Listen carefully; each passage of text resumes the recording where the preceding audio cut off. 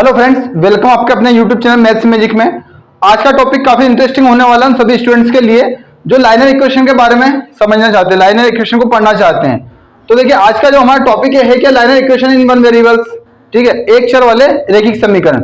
अब चर क्या है, अचर क्या है, इसके बारे में काफी डिटेल से हम लोग पढ़ चुके हैं, बट फिर भी शॉर्ट में यहाँ पे हम देखते हैं कि चर क्या है, वेरिएबल्स क्या है। तो देखिए, चर क्या है, वे राशियां जिनका मान बदलता रहता है। ठीक है, किसी कक्षा में छात्रों की संख्या x है, x मतलब यहाँ पर क्या हो सकता है, 5 भी हो सकता है, 6 भी हो सकता है, 7 भी हो सकता है, कोई भी पूर्णांक प्राकृत संख्या हो सकती है। ठीक है, अब यहाँ पर ये चर हो गया। अब यहाँ पर चर की किस तरह से होते हैं, x भी चर है, y भी चर है, z भी चर है, और यहाँ पर इस तरह के जो भी चिन्ह हम उपयोग करते हैं उन्हें चर कहा जाता है। चर का मान बदलता रहता है। ठीक है, अब अचर क्या है, जिसका मान स्थायी होता है। जैसे किसी कक्षा में छात्रों की संख्या 10 है, ठीक है, तो यहाँ पर कितनी आनी है, 10 ही आनी है। अब यहाँ पर क्या है, क्वेश्चन मार्क। हमें यहाँ पर चर में पता नहीं होता है कि चर का मान क्या है, और अचर राशियों का मान हमें पता रहता है। ठीक है, तो आगे चलते हैं। अब यहाँ पर हम पढ़ने वाले हैं एक चर वाले रेखी समीकरण। अब एक चर से मतलब क्या है, यहाँ पर हम सिर्फ एक ही चर का उपयोग करेंगे, या तो हम x का यूज करेंगे, या फिर y का करेंगे, या फिर z का करेंगे। ठीक है, अब यहाँ पर क्या होगा, x प्लस 2 इक्वल 10, इस टाइप का समीकरण बन जाएगा। अब देखिए यहाँ पर क्या है, y माइनस 5 इक्वल 10, इस टाइप का समीकरण बन जाएगा। तो यहाँ पर देखिए एक ही चर का उपयोग कर रहे हैं। यदि हम x y प्लस 2 इक्वल 10, ये इस टाइप के क्वेश्चन हम जो है इस में सॉल्व करने वाले नहीं है, इस चैप्टर में हम इस टाइप के क्वेश्चन सॉल्व करने वाले नहीं। यहाँ पर हम सिर्फ सॉल्व करेंगे एक चर वाले रैखिक समीकरण। ठीक है, तो यहाँ पर हो गया एक चर की बात, ये होगी। अब रैखिक समीकरण है क्या, रैखिक समीकरण है क्या, तो देखिए जहां पर चर की अधिकतम जो घात है, जिस समीकरण में चर की अधिकतम जो घात है वो 1 है। ठीक है, जो चर की अधिकतम घात 1 है वह समीकरण रैखिक समीकरण होता है। ठीक है, अब समीकरण की बात करें और तो क्या होता है, देखिए समीकरण में दो इक्वेशन होती है, दो स्थितियां होती है, इक्वल के इधर और इक्वल के इधर, बराबर के इधर भी जो देखिए ये समीकरण होता है, और x प्लस 2 है, ये क्या है, ये बीजी व्यंजक हो गया। ये क्या है, ये बीजी व्यंजक हो गया। अब x प्लस 2 इक्वल 10, ये क्या हो गया, ये समीकरण हो गया जिसके बराबर के इधर भी एक पक्ष है और बराबर के इधर भी एक पक्ष है। अब देखिए बराबर के इस साइड वाला पक्ष, जो बराबर के इस साइड वाला पक्ष है हमारे उल्टे हाथ साइड वाला, जिसे बायां पक्ष बोलते हैं, और इंग्लिश में उसे कहा जाता है LHS, लेफ्ट हैंड साइड। और इक्वल के इस साइड वाला जो पक्ष है उसे कहा जाता है RHS मतलब कि राइट हैंड साइड। अब देखिए LHS से जो है वो RHS क्या है, इसे इक्वल किस तरह से हम शो करेंगे, इसके बारे में हम पढ़ेंगे आज के चैप्टर में। ठीक है, अब देखिए आपके सामने कुछ समीकरण बने हुए हैं, समीकरण को सॉल्व करते हैं और देखते हैं किस तरह से समीकरण के जो सवाल हैं उन्हें इजी बनाया जाए। देखिए बोर्ड एग्जाम जब भी आप देने जाते हैं तो आपके सामने कंडीशन इस तरह की खड़ी हो जाती है कि यदि आपको बेसिक क्लियर है तो आप स्पीडली जो बड़े बड़े क्वेश्चन सॉल्व कर सकते हैं। तो देखिए हम यहाँ देखते हैं कि y plus 3 equal 10, y plus 3 equal 10। अब देखिए y प्लस 3 इक्वल 10। अब देखिए यहाँ पर y क्या है, एक चर है, तो हम इक्वल के एक साइड चर को रखेंगे और एक साइड जो अचर राशियां उन्हें रखेंगे। देखिए y क्या है, चर है। अब यहाँ पर देखिए इक्वल 10 माइनस 3। अब देखिए यहाँ पर 3 प्लस का तो इधर आके माइनस क्यों हो गया, तो एक चीज यहाँ पर समझ लीजिए कि इक्वल के इस तरफ यदि कोई प्लस का चिन्ह है, इक्वल के इस तरफ आएगा तो वो माइनस का हो जाएगा। यदि यहाँ पर कोई माइनस का चिन्ह है और इक्वल के इस साइड आएगा तो वो प्लस का हो जाएगा। उसी तरह से देखिए यहाँ पर कोई यदि प्लस का चिन्ह है, यदि कोई यहाँ पर प्लस का चिन्ह है तो इक्वल के इस साइड आकर क्या हो जाएगा, माइनस का हो जाएगा। और यदि मान लीजिए यहाँ पर कोई माइनस का चिन्ह है, यहाँ पर कोई माइनस का चिन्ह है किसी संख्या के आगे, किसी चर के आगे, तो इधर आकर वो क्या हो जाएगा, प्लस का हो जाएगा। ठीक है, अब ये तो होगी प्लस माइनस की बात। अब हम बात करें गुणा की और भाग की। देखिए इक्वल के इस साइड यदि कोई भाग का चिन्ह है, इक्वल के इस साइड यदि कोई भाग का चिन्ह है तो यहाँ पर आकर वो गुणा का चिन्ह हो जाएगा, और इक्वल के इधर कोई यदि भाग का चिन्ह है तो इधर आकर वो गुणा का चिन्ह हो जाएगा। ठीक है, तो ये जो चिन्ह है वो इक्वल के इस साइड आकर या उस साइड जाकर आपस में बदल जाते हैं। जो प्लस है वो माइनस हो जाएगा, माइनस है वो प्लस हो जाएगा, इनटू वाला डिवाइड में हो जाएगा, डिवाइड वाला इनटू में हो जाएगा। ठीक है, तो यहाँ पर क्लियर हो गया आपको किस तरह से जो उसके चिन्ह चेंज होने हैं। तो इसी बेस पर हम समीकरण करते हैं। देखिए y प्लस 3 इक्वल 10 क्या था, तो y जो है वो चर है। ठीक है, अब जो 3 को हम क्या करेंगे, अचर राशि को एक साइड लेके आएंगे, तो क्या हो जाएगा, y इक्वल 10 माइनस 3। अब ये माइनस 3 क्यों आप समझ गए, क्योंकि जो अचर राशि है 3 उसे इस साइड लेके आए तो प्लस का चिन्ह किस में कन्वर्ट हो गया, माइनस में कन्वर्ट हो गया। चलिए आगे चलते हैं। अब अगली कंडीशन में हम लोग क्या करने वाले हैं, देखिए y इक्वल क्या होगा, 10 माइनस 3 इक्वल कितना हो गया, 7 हो गया। तो यहाँ पर y का मान क्या हो गया, y का मान क्या हो गया, y का मान हो गया 7। ठीक है, y का मान हो गया 7। अब हमारे उत्तर की जांच करनी है हमें कि हमारा उत्तर सही है गलत है। तो यदि LHS को सॉल्व करने पे RHS के बराबर हो जाता है, यदि LHS को सॉल्व करने पर वो RHS के बराबर हो जाता है, तो यहाँ पर हमारा जो उत्तर है वो बिल्कुल सही है। तो देखिए यहाँ पर y का मान क्या होगा, 7 हो गया। अब हम इसे क्या करते हैं, LHS में रखकर देखते हैं। ये जो पक्ष है इसे LHS कहा जाता है, इसे RHS कहा जाता है। तो LHS में 7 का मान रख के देखते हैं। 7 का मान देखिए, y का मान यहाँ पर 7 है, यहाँ पर 7 प्लस 3 इक्वल 10 है। ठीक है, अब देखिए 7 प्लस 3 इक्वल कितना हो गया, 10। अब 10 के इक्वल में कितना हो गया, 10। तो यहाँ पर जो LHS है, LHS है वो इक्वल है किसके, इक्वल है RHS के। यहाँ पर हम कह सकते हैं कि LHS इक्वल RHS, मतलब जो लेफ्ट हैंड साइड है और राइट हैंड साइड दोनों इक्वल है। ठीक है, अगले क्वेश्चन की ओर बढ़ते हैं। अगला क्वेश्चन आपके सामने है 6x इक्वल 12। अब देखिए ये प्लस की संख्या इस तरफ आके होगी माइनस की। देखिए फर्स्ट नंबर का क्वेश्चन है, सेकंड नंबर का क्वेश्चन देखते हैं। 6x equal 12। अब देखिए जो 6 है वो x का क्या है, इनटू में है। 6 जो है वो x के इनटू में है, गुणा में है। तो देखिए हम क्या करेंगे, इक्वल के इस साइड लाएंगे 6 को। ठीक है, यहाँ पर जो चर राशि है उसे छोड़ दिया हमने यहीं पर, और अचर राशि क्या है 6 है, उसे इस साइड लेके आएंगे। तो जो गुणा का छेद है वो यहाँ पर आकर किस में हो जाएगा, भाग में कन्वर्ट हो जाएगा। अब x इक्वल कितना हो गया, 6 1 जा 6 एंड 6 2 जा 12। x का मान यहाँ पर क्या आ गया, 2 आ गया। ठीक है, अब देखिए हम चेक करते हैं कि क्या हमारा उत्तर सही है। अब एग्जाम में यदि आपको कहा जाए कि उत्तर की जांच कीजिए, तब जाके आपको जांच करनी है। यहाँ पर उदाहरण के लिए हम देख रहे हैं कि किस तरह से अपने उत्तर की जांच करेंगे। अब LHS में जो LHS पक्ष जो उसका होता है लेफ्ट हैंड साइड वाला, उसमें हम क्या करेंगे, x का मान रखेंगे।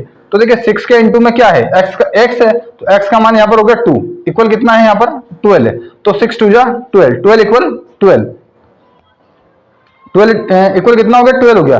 तो यहाँ पर देखिए हम कह सकते हैं कि LHS बराबर है किसके बराबर है, RHS के, RHS के। ठीक है, यहाँ पर भी देखिए दोनों की तुलना में जब हम करके देखते हैं तो लेफ्ट हैंड साइड का जो पार्ट है और राइट हैंड साइड का जो पार्ट है वो दोनों इक्वल है, मतलब हमारा उत्तर बिल्कुल सही है। अगले प्रश्न की ओर बढ़ते हैं। देखिए इस तरह से आप सॉल्व करते जाएंगे, प्रैक्टिस करते जाएंगे, तो बीजगणित काफी इंटरेस्टिंग सब्जेक्ट है और मैथ्स काफी इंटरेस्टिंग सब्जेक्ट। और बीजगणित जो है वो इसकी एक ब्रांच है मैथ्स की। मैथ्स को एक पेड़ मान लिया जाए तो जो बीजगणित है, मेंसुरेशन है, ये सभी उसकी ब्रांच है। ठीक, अब अगले क्वेश्चन की ओर बढ़ते हैं। अगला क्वेश्चन है x माइनस 2 इक्वल 7। देखिए x माइनस 2 इक्वल कितना है, 7 है। ठीक है, अब देखिए चर को यहीं पर रहने दिया जाए, इक्वल 7, जो माइनस का 2 है इधर आकर क्या हो गया, प्लस का 2 प्लस 2। अब x इक्वल कितना होगा, 7 प्लस 2 इक्वल 9। अब x का मान यहाँ पर कितना आ गया, x का मान जो है वो आ गया है 9। अब देखते हैं x के मान को LHS में रखकर देखते हैं कि हमारा उत्तर सही है। तो हम क्या करेंगे, x के मान को जो 9 है उसको x की जगह पर रखेंगे। तो यहाँ पर क्या होगा, 9 माइनस 2 इक्वल 7। अब देखिए 9 माइनस 2 इक्वल 7, मतलब हम यहाँ पर कह सकते हैं कि LHS जो है, LHS बराबर है किसके बराबर है, RHS के। ठीक है, अब यहाँ पर आप समझ रहे हैं किस तरह से कंडीशन बन रही है कि पहले हम x का मान निकालेंगे, फिर उसके किसी मान को, जो x का जो मान है उसे उसके समीकरण में उसके स्थान पर रखेंगे। तो यहाँ पर LHS बराबर क्या हो गया, RHS हो गया। अगला क्वेश्चन देखिए 2x माइनस 3 इक्वल 7। अब देखिए यहाँ पर ये क्वेश्चन इंटरेस्टिंग हो गया। 2x minus 3 equal 7, minus 3 equal 7। अब देखिए जो चर के साथ क्या है, 2x है, 2x को यहीं पर रहने दीजिए, 2x को यहीं पर रहने दें, और इक्वल के इधर क्या है, 7 है, जो माइनस का 3 इधर आके क्या हो गया, प्लस का 3। ठीक है, तो 2x इक्वल कितना है, 7 प्लस 3 इक्वल 10। ठीक है, अब ये 2 किसके इनटू में, x के इनटू में है। जब गुणा में है तो इधर आकर क्या हो जाएगा, भाग में हो जाएगा। तो x के बराबर में क्या हो गया, 10 का डिवाइड करेंगे, किससे डिवाइड करेंगे, 2 से, 2 5 जा 10। अब x इक्वल क्या आ गया, x इक्वल 5। यहाँ पर x का मान क्या हो गया, 5 हो गया। x का मान कितना है, 5 है। अब इसे LHS पक्ष में रखते हैं। देखिए इसे LHS पक्ष में रखते हैं तो यहाँ पर x का मान रखेंगे। देखिए 2 के इनटू में है x, मतलब 2 के इनटू में आएगा x का मान 2 इंटू 5 माइनस 3 इक्वल 7। तो देखिए टू फाइव ज़ा 10, 10 माइनस 3 इक्वल 7। अगर 10 माइनस 3 इक्वल कितना होगा 7, और यहाँ पर भी कितना है 7, मतलब 7 इक्वल 7। यहाँ पर देखिए हम कह सकते हैं कि LHS, यहाँ पर हम कह सकते हैं कि LHS जो बराबर है किसके बराबर है, RHS के। LHS जो है वो बराबर है किसके बराबर है, RHS के। तो यहाँ पर आप समझ चुके हैं कि किस तरह से LHS और RHS को इक्वल हमको शो करना है, वो दोनों समान है या समान नहीं है। ये हमारा जो किया गया प्रश्न है उसका उत्तर बिल्कुल सही है। तो चलिए बढ़ते हैं अगले प्रश्न की ओर। अगला जो प्रश्न है आपके सामने क्या है, 2x upon 3 equal 18। 2x upon 3 equal 18।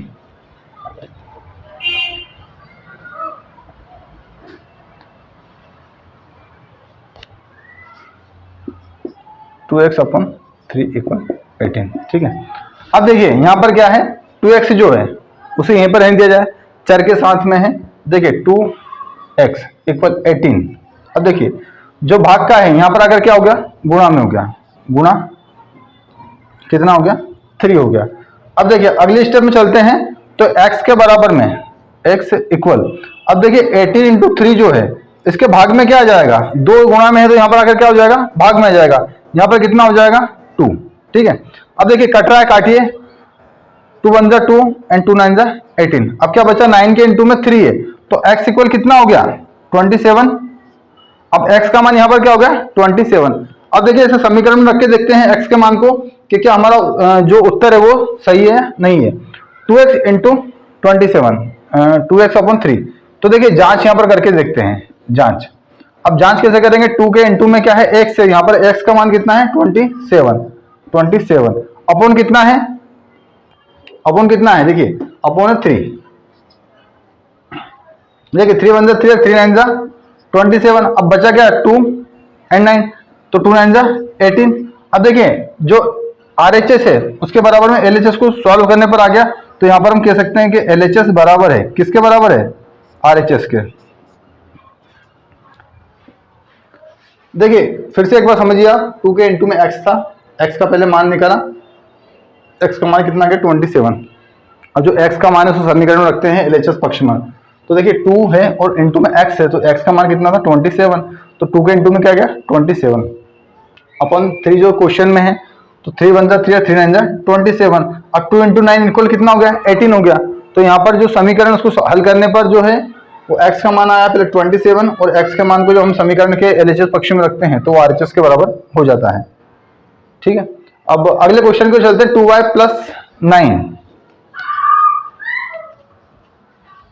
अगला जो क्वेश्चन है वो क्वेश्चन आपके सामने 2y plus 9 equal 4। 2y plus 9 equal 4।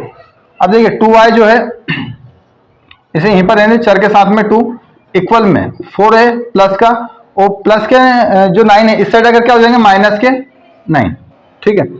अब 2 5 इक्वल प्लस माइनस, माइनस बड़ी संख्या का चिन्ह लग जाएगा माइनस का। अब 9 माइनस 4 इक्वल कितना हो गया 5, ठीक है। अब y के इक्वल में क्या आने वाला, y के इक्वल में कितना आना, -5 अपॉन 2 आने वाला है। क्यों आने वाला 2, क्योंकि 2 जो था वो y के n2 में था, इससे डाकर वो भाग में हो जाएगा। अब y का मान क्या आ गया -5 अपॉन 2, -5 अपॉन 2। अब देखिए ये y का मान आ गया -5 अपॉन 2। इस तरह से जो समीकरण है, ये समीकरण में हमने y का मान जो रखते हैं समीकरण में हल रखते हैं कि 2y प्लस 9 में यदि हम LHS में हम रख के देखते हैं तो क्या हाल आता है। देखिए 2 के इंटू में है y का मान कितना है -5 अपॉन 2। देखिए -5 अपॉन 2 है। अब इसमें क्या है प्लस है 9, जब कुछ भी नहीं है इसके अपन में 1 मान के चलेंगे, ठीक है। अब देखिए 2 से 2 डिवाइड हो गया।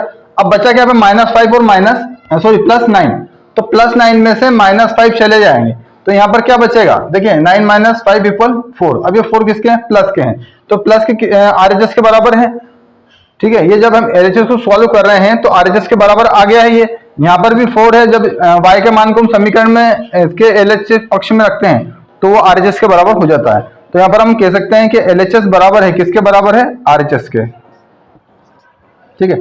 LHS बराबर है RHS के। अब यहाँ पर अगले क्वेश्चन की ओर बढ़ते हैं। अगला क्वेश्चन है x अपॉन 3। देखिए अगला क्वेश्चन है x अपॉन 3 प्लस 5 अपॉन 2।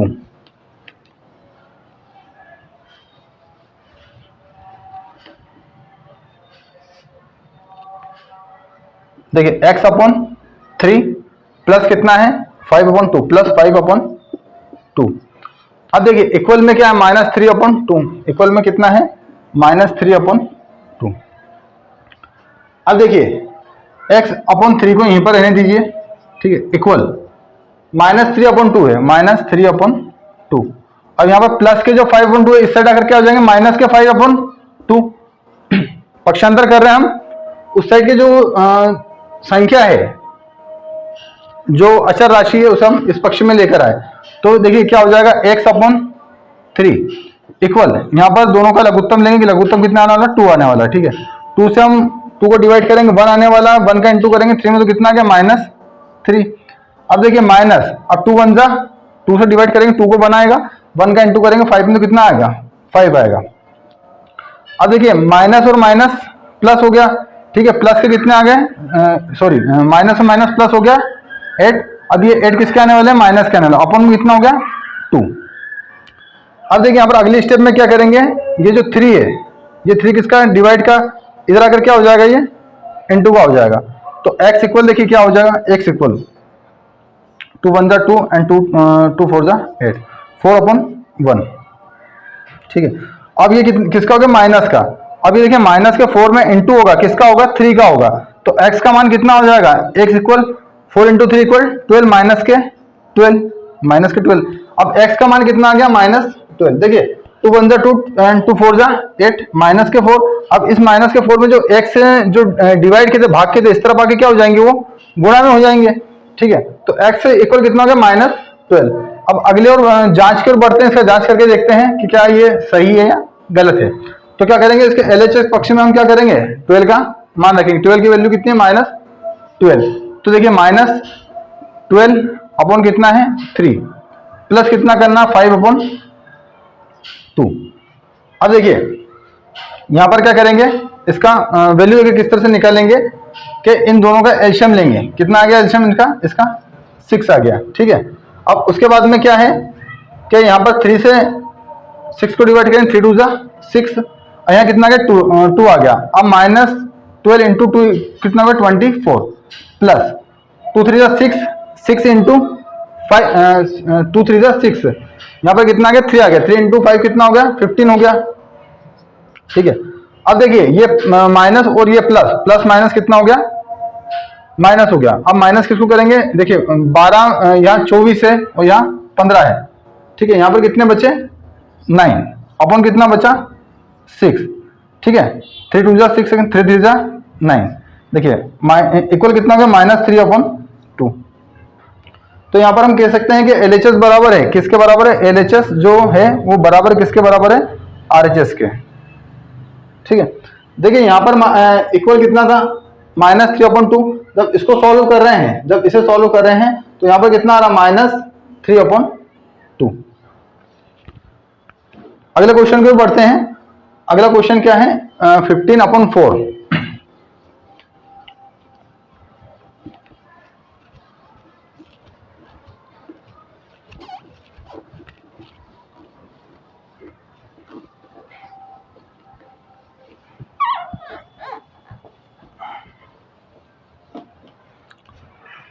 अगला क्वेश्चन है 15 अपॉन 4 -7x इक्वल 9। देखिए 15 अपॉन में 4 -7x इक्वल कितना है 9 है। अब देखिए जो 7x है उसे यहीं पर रहने दें और इक्वल के इस साइड क्या है प्लस के 9 है। अब देखिए ये 7x किसके हैं माइनस के हैं। अब जो 15 अपॉन 4 प्लस के इस साइड अगर क्या हो गया माइनस के 15 अपॉन 4। अब देखिए -7x इक्वल क्या होने वाला है 9 के अपॉन मान लीजिए 1 माइनस 15 अपॉन 4। अब देखिए -7x इक्वल क्या करेंगे, इनका एलसीएम लेंगे, कितना आने वाला है 4 आने वाला है। अब 4 को 1 से डिवाइड करेंगे 4 आने वाला है और 4 इंटू 9 करेंगे तो 36 माइनस देखिए 4 से 4 को डिवाइड करा 1 आया, 1 इंटू 15 कितना हुआ 15 हो गया, ठीक है। अब यहां पर -7x इक्वल कितना होगा 36 minus 15 6 minus 5 equal 1, 3 minus 1 equal 2, upon कितना हो गया 4 हो गया। अब देखिए यहाँ पर क्या करेंगे कि x के इक्वल में क्या है 21 अपॉन 4 है। अब देखिए जो -7 इधर क्या था इनटू में था, इधर अगर क्या हो गया -7 क्या हो गया डिवाइड में हो गया, ठीक है। तो 7 × 7 7 3 21 -3। अब इसका x का इक्वल में क्या आ गया, x इक्वल कितना हो गया -3 अपॉन 4। अब देखिए ये x का मान हो गया। अब x के मान को समीकरण के LHS पक्ष में रखेंगे, 15 अपॉन 4 -7x। देखिए ये ना LHS पक्ष, देखिए इसे क्या करेंगे 15 अपॉन 4 माइनस कितना है 7, अब इनटू कितना हो गया -3 अपॉन 4 -3 अपॉन 4। अब देखिए यहां पर क्या कर रहे हैं हम कि 15 अपॉन 4 माइनस 7 3 21, अब माइनस माइनस क्या हो गया प्लस हो गए, कितने हो गए 21 अपॉन कितने हो गए 4, ठीक है। तो 15 अपॉन 4 प्लस 21 अपॉन 4। अब देखिए इसका एलसीएम लेंगे कितना आने वाला है, इसका एलसीएम कितना आने वाला है 4 आने वाला है, ठीक है। अब 15 प्लस 21 तो 5 1 6 2 1 3, ठीक है। अब इसको काट रहे काट दीजिए, 4 9 36। अब कितना आ गया आंसर 9 आ गया। अब ये किसके बराबर में है, ये बराबर में है RHS के। तो यहाँ पर हम कह सकते हैं कि LHS बराबर है किसके बराबर है RHS के, ठीक है। तो इस तरह से आप जो समीकरण वाले क्वेश्चन है अपॉन वाले हैं उसे आसानी से सॉल्व कर सकते हैं। चलिए बढ़ते हैं अगले प्रश्न की ओर।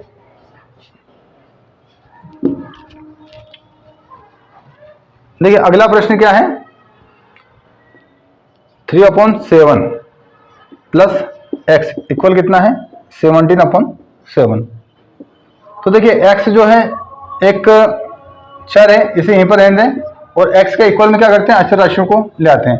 तो 17/7 है। अब इसमें से क्या है 3/7 प्लस के इधर अगर क्या हो जाएंगे माइनस के 3/7, ठीक है। अब x के इक्वल में क्या है 7 7 का हमने क्या करें एलसीएम लेंगे, यहाँ पर कितना आना है 7।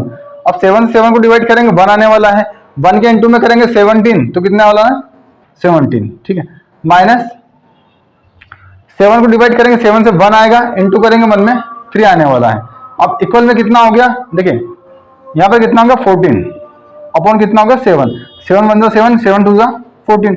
अब x की वैल्यू कितनी आ गई, यहाँ पर x इक्वल कितना हो गया 2 आ गया है, x इक्वल कितना आ गया 2 आ गया है। अब हमें देखना है कि क्या हमारा उत्तर सही है, इसलिए हमें उत्तर की जांच करनी होगी। अब देखिए जांच किस तरह से करेंगे उत्तर की कि इसका जो LHS पार्ट है LHS है उसमें x की वैल्यू हम रख कर देखते हैं। तो देखिए LHS कितना है 3/7 प्लस x के स्थान पर क्या रखना है हमें 2 रखना है। अब यहाँ पर 2 इसके बट्टे में कुछ भी नहीं, इसके बट्टे में 1 मान के चलेंगे, इसके बट्टे में क्या मान के चलने वाले हैं 1 मान के चलने वाले, ठीक है। अब जब 7 का और 1 का एलसीएम लेते हैं तो कितना आ जाता है 7 आ जाता है। अब 7 से 7 को जो डिवाइड करते हैं तो कितना आना है 1 आना है, ठीक है। 1 का इंटू जब 3 में करेंगे तो यहाँ पर क्या आने वाला है 3 आने वाला, प्लस देखिए 1 से हम डिवाइड करेंगे किसको डिवाइड करेंगे 7 को, तो 7 आने वाला है। तो 7 को जब हम इंटू करेंगे किससे 2 से, तो 7 2 14, ठीक है। अब यहाँ पर क्या होने वाला है 14 प्लस 3 इक्वल 17/7। अब देखिए ये किसके बराबर है 17/7, ये RHS के बराबर है। LHS जो है वो सॉल्व करते हैं तो RHS के बराबर आ जाता है, मतलब हम यहाँ पर सही हैं। और हम यहाँ पर कह सकते हैं कि LHS बराबर है किसके बराबर है RHS के, ठीक है। देखिए क्या है क्वेश्चन 1.6 इक्वल y/1.5, 1.6 इक्वल कितना है y/1.5। अब इसको सॉल्व करेंगे, देखिए ये क्या है डिवाइड में इधर अगर इंटू में हो जाएगा तो देखिए कितना हो जाएगा 1.5 का इंटू करना किसमें करना है इंटू करना 1.6 में, ठीक है। 15 6 90 0 9 15 1 15 प्लस 9 24, ठीक है। अब देखिए 1 और 2 के बाद डॉट लगा है तो 2 और डॉट लगा देंगे, कितना गया 2.4। अब यहाँ पर y इक्वल क्या हो गया 2.4। अब हमें इसकी जांच करनी है कि क्या हमारा उत्तर सही है, तो हम क्या करेंगे देखिए किस तरह से आप समझते हैं दशमलव जितने अंकों के बाद लगा है उत्तर में भी उतने अंकों के बाद में दशमलव लगा देंगे। यहाँ पर 1 के बाद लगा, यहाँ पर 1 के बाद में लगा, 1 और 1 2, 1 और 1 2 के बाद लगा दिया तो 2.4। और y इक्वल कितना आ गया 2.4। अब देखिए y का मान हम रख के देखते हैं, y का मान रख के देखते हैं कि यदि हम 2.4 को डिवाइड करें, किससे डिवाइड करें 1.5 से, तो क्या 1.6 आ रहा है। तो देखिए इसके लिए क्या करेंगे, देखिए 2.4, देखिए 2.4 है और यहाँ पर कितना है 1.5। अब देखिए यहाँ से दशमलव को यदि हटाते हैं तो इसके अपोजिट कितना आ जाता है 10। अब यहाँ से यदि हटाते हैं तो इसके अपोन में कितना आ जाता है 10। देखिए 10 से 10 को डिवाइड कर देंगे, कितना आ गया 24/15, 24/15। अब देखिए 24/15, तो 3 5 जा 15, 3 8 जा 24, कितना आ गया 8/5। अब देखिए क्या हम 8 को 5 से भाग देते हैं तो कितना आता है 1.6 आता है क्या। तो देखिए यहाँ पर हम 8 को भाग देने वाले हैं, किससे भाग देने वाले हैं 5 से, तो 5 बन जा 5, यहाँ पर कितना है 3 है, डॉट 0, 5 6 जा 30, ठीक है, कितना आ गया 1.6। अब यही तो हम शो करना चाहते थे कि LHS जो है वो RHS के बराबर है। यहाँ पर हमारा जो उत्तर है वो बिल्कुल सही है, ठीक है। चलिए बढ़ते हैं अगले क्वेश्चन की ओर।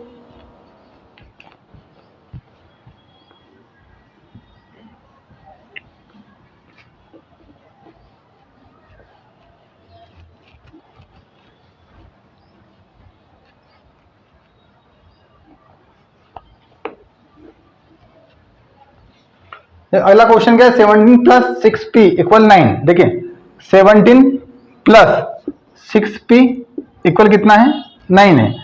अब देखिए 6p जो है, p क्या है, p एक चर राशि है, तो 6p को यहीं पर रहने देंगे, और जो 9 है ये क्या है प्लस है।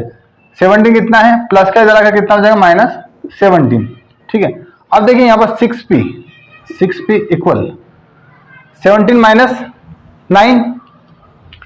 अब देखिए यहां पर क्या करेंगे 17 माइनस 9 करेंगे, इक्वल कितना गया माइनस का 8 आ गया, ठीक है। अब क्या करेंगे p यहीं पर रहेगा और 6 जो इनटू में है यहां पर आकर डिवाइड में हो जाएगा 8 के डिवाइड में, तो -8 अपॉन कितना होगा 6, ठीक है। 2 3 जा 6 एंड 2 4 जा 8, ये किसके माइनस के। अब यहां पर p इक्वल कितना हो गया -4/3। अब देखते हैं कि p का मान हम इस समीकरण में रखते हैं तो क्या हुआ RHS के बराबर आता है। तो देखिए रख के देखते हैं मान को,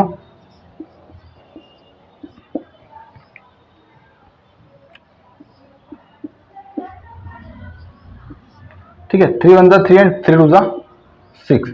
अब 17 माइनस, देखिए प्लस माइनस क्या होने वाले माइनस वाले होने वाले, तो 4 इंटू 2 कितना होने वाला है 8 होने वाला, 4 2 जा 8। अब यहाँ पर क्या होने वाला है 17 माइनस 8 इक्वल कितना होने वाला है, यहाँ पर 9 आने वाला है। अब 9 कितना है 17 माइनस 8 इक्वल 9, तो किसके बराबर है ये RHS के बराबर है।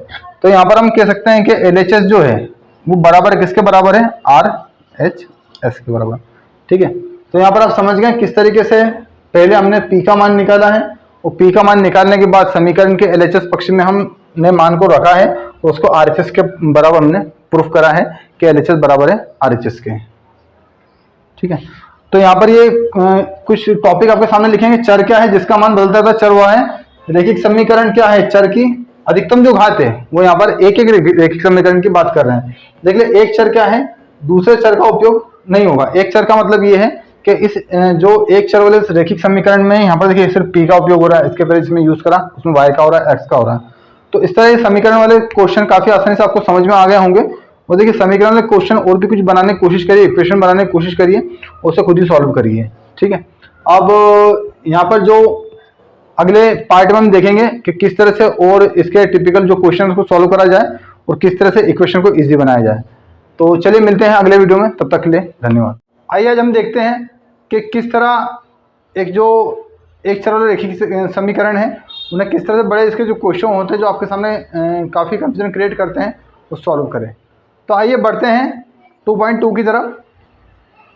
देखिए इसमें आपके सामने पहला क्वेश्चन जो है आपको दिख रहा है स्क्रीन पर कि परिमेय संख्या -7/3 के दुगने में क्या जोड़ा जाए जिससे 3/7 प्राप्त हो जाए।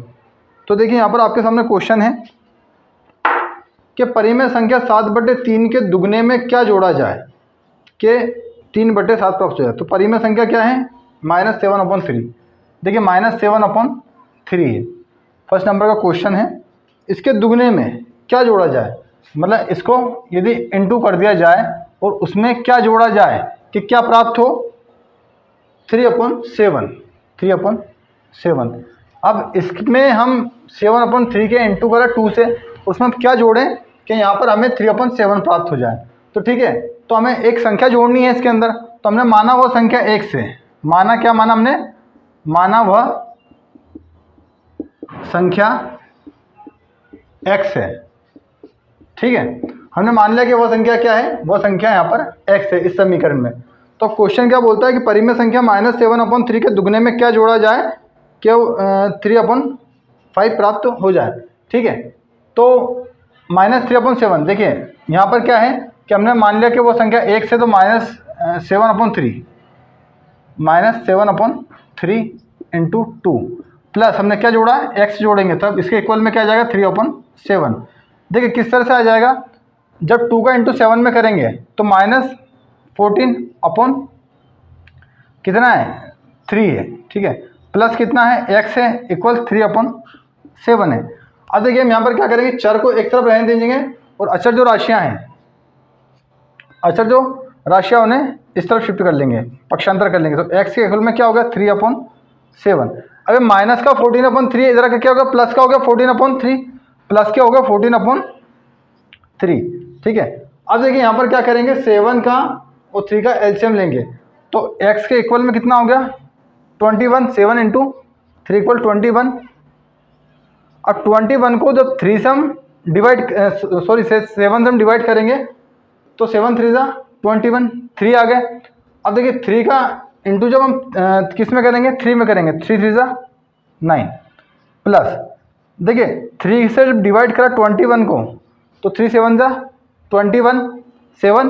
अब 7 का इंटू करेंगे किस में करेंगे, 14 में, तो 7 4 जा 28, 8 2, 7 1 जा 7 और 2 9, 98। अब देखिए इसके इक्वल में क्या आ जाएगा कि यहाँ पर कितना आ जाएगा, 8 + 9 17, 7 1, 9 + 1 = 10। ठीक है, 107/21।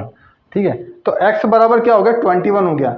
मतलब वह संख्या कितनी है, 109/21 है, वह संख्या 107/21 है, जिसमें हम क्या करें, जिसमें हम गुणा करें 2 का और 7/3 से गुणा करके 2 का गुणा कर उसमें जोड़ दिया जाए तो कितने आ जाएंगे, 3/7 यहाँ पर आ जाएंगे। ठीक है, चलिए एक आयत का परिमाप, देखिए अगला क्वेश्चन आपको दिख रहा है,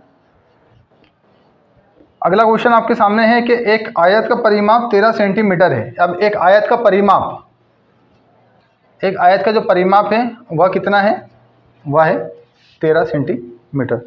तो देखिए एक आयत का परिमाप कितना हो गया, परिमाप बराबर हो गया एक आयत का कितना, परिमाप कितना हो गया, 13 सेंटीमीटर हो गया। ठीक है, तो एक आयत का परिमाप कितना है, 13 सेंटीमीटर है। उसकी चौड़ाई कितनी है, 2 सही 3/4।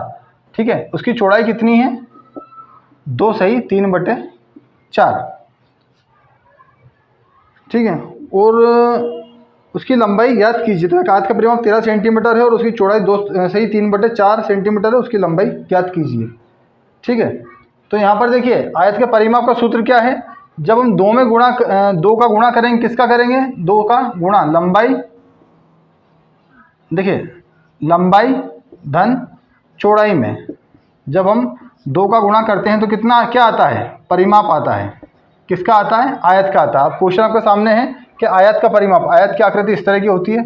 ठीक है, तो आयत के परिमाप का सूत्र क्या है, 2 × लंबाई प्लस चौड़ाई। तो देखिए 2 यहाँ पर कॉमन, ठीक है, आपके सामने है 2 दिख रहा है। अब देखिए लंबाई हमें पता नहीं है तो हम लंबाई क्या माना लंबाई 1 से, माना लंबाई कितनी है, लंबाई बराबर कितनी होगी, x होगी। ठीक है, मतलब हम x में प्लस करेंगे, किसको प्लस करेंगे, देखिए 2 सही 3/4 को। तो इसे किस तरह से, एक मिश्र भिन्न को सरल भिन्न में बदलना, किस तरह से बदलेंगे, 4 2 जा 8, 8 + 3 = कितना हो गया, 11/4, 11/4। ठीक है, तो यहाँ पर हम जोड़ेंगे, किसको जोड़ेंगे, 11/4 को। ठीक है, तो क्या आ जाएगा, परिमाप हो जाएगा। अब परिमाप देखिए प्रश्न में आपको दे रखा है कितना परिमाप, 13 सेंटीमीटर। तो परिमाप कितना है, 13 सेंटीमीटर, ठीक है। अब यहाँ पर क्या करेंगे, देखिए ये गुणा में है, ये क्या है, गुणा में है, इधर आकर हो जाएगा भाग में, और ये जो संख्या प्लस की इस साइड आकर क्या हो जाएगी, माइनस में। तो x के इक्वल में क्या आ गया, x के इक्वल में क्या देगा 13, 13 के बटे में क्या है, गुणा में 2 है, इधर आकर क्या हो गया भाग में। अब प्लस के जो 11/4 है वो इधर आकर क्या होगा माइनस में, माइनस में क्या हो गया 11/4। तो अब देखिए x के बराबर में क्या होगा, x के बराबर समीकरण देखिए 2 और 4 का लघुत्तम लेते हैं, कितना आता है 4 आता है। 4 को डिवाइड करें 2 से, 2 2 जा 4, 2 आ गए। अब 2 का इंटू करेंगे 13 में, 13 2 जा 26, ठीक है, माइनस 4 1 जा 4, 1 आ गया। 1 इंटू कितना करेंगे हम, 1 इंटू कितना करेंगे 11, तो कितना गया 11, ठीक है। अब देखिए यहाँ पर x इक्वल कितना हो गया, अब x बराबर क्या हो गया 26 माइनस 11। देखिए 6 माइनस 1 इक्वल कितने, देखिए 6 में से 5 एक गए कितने बचे, 5 बचे, ठीक है।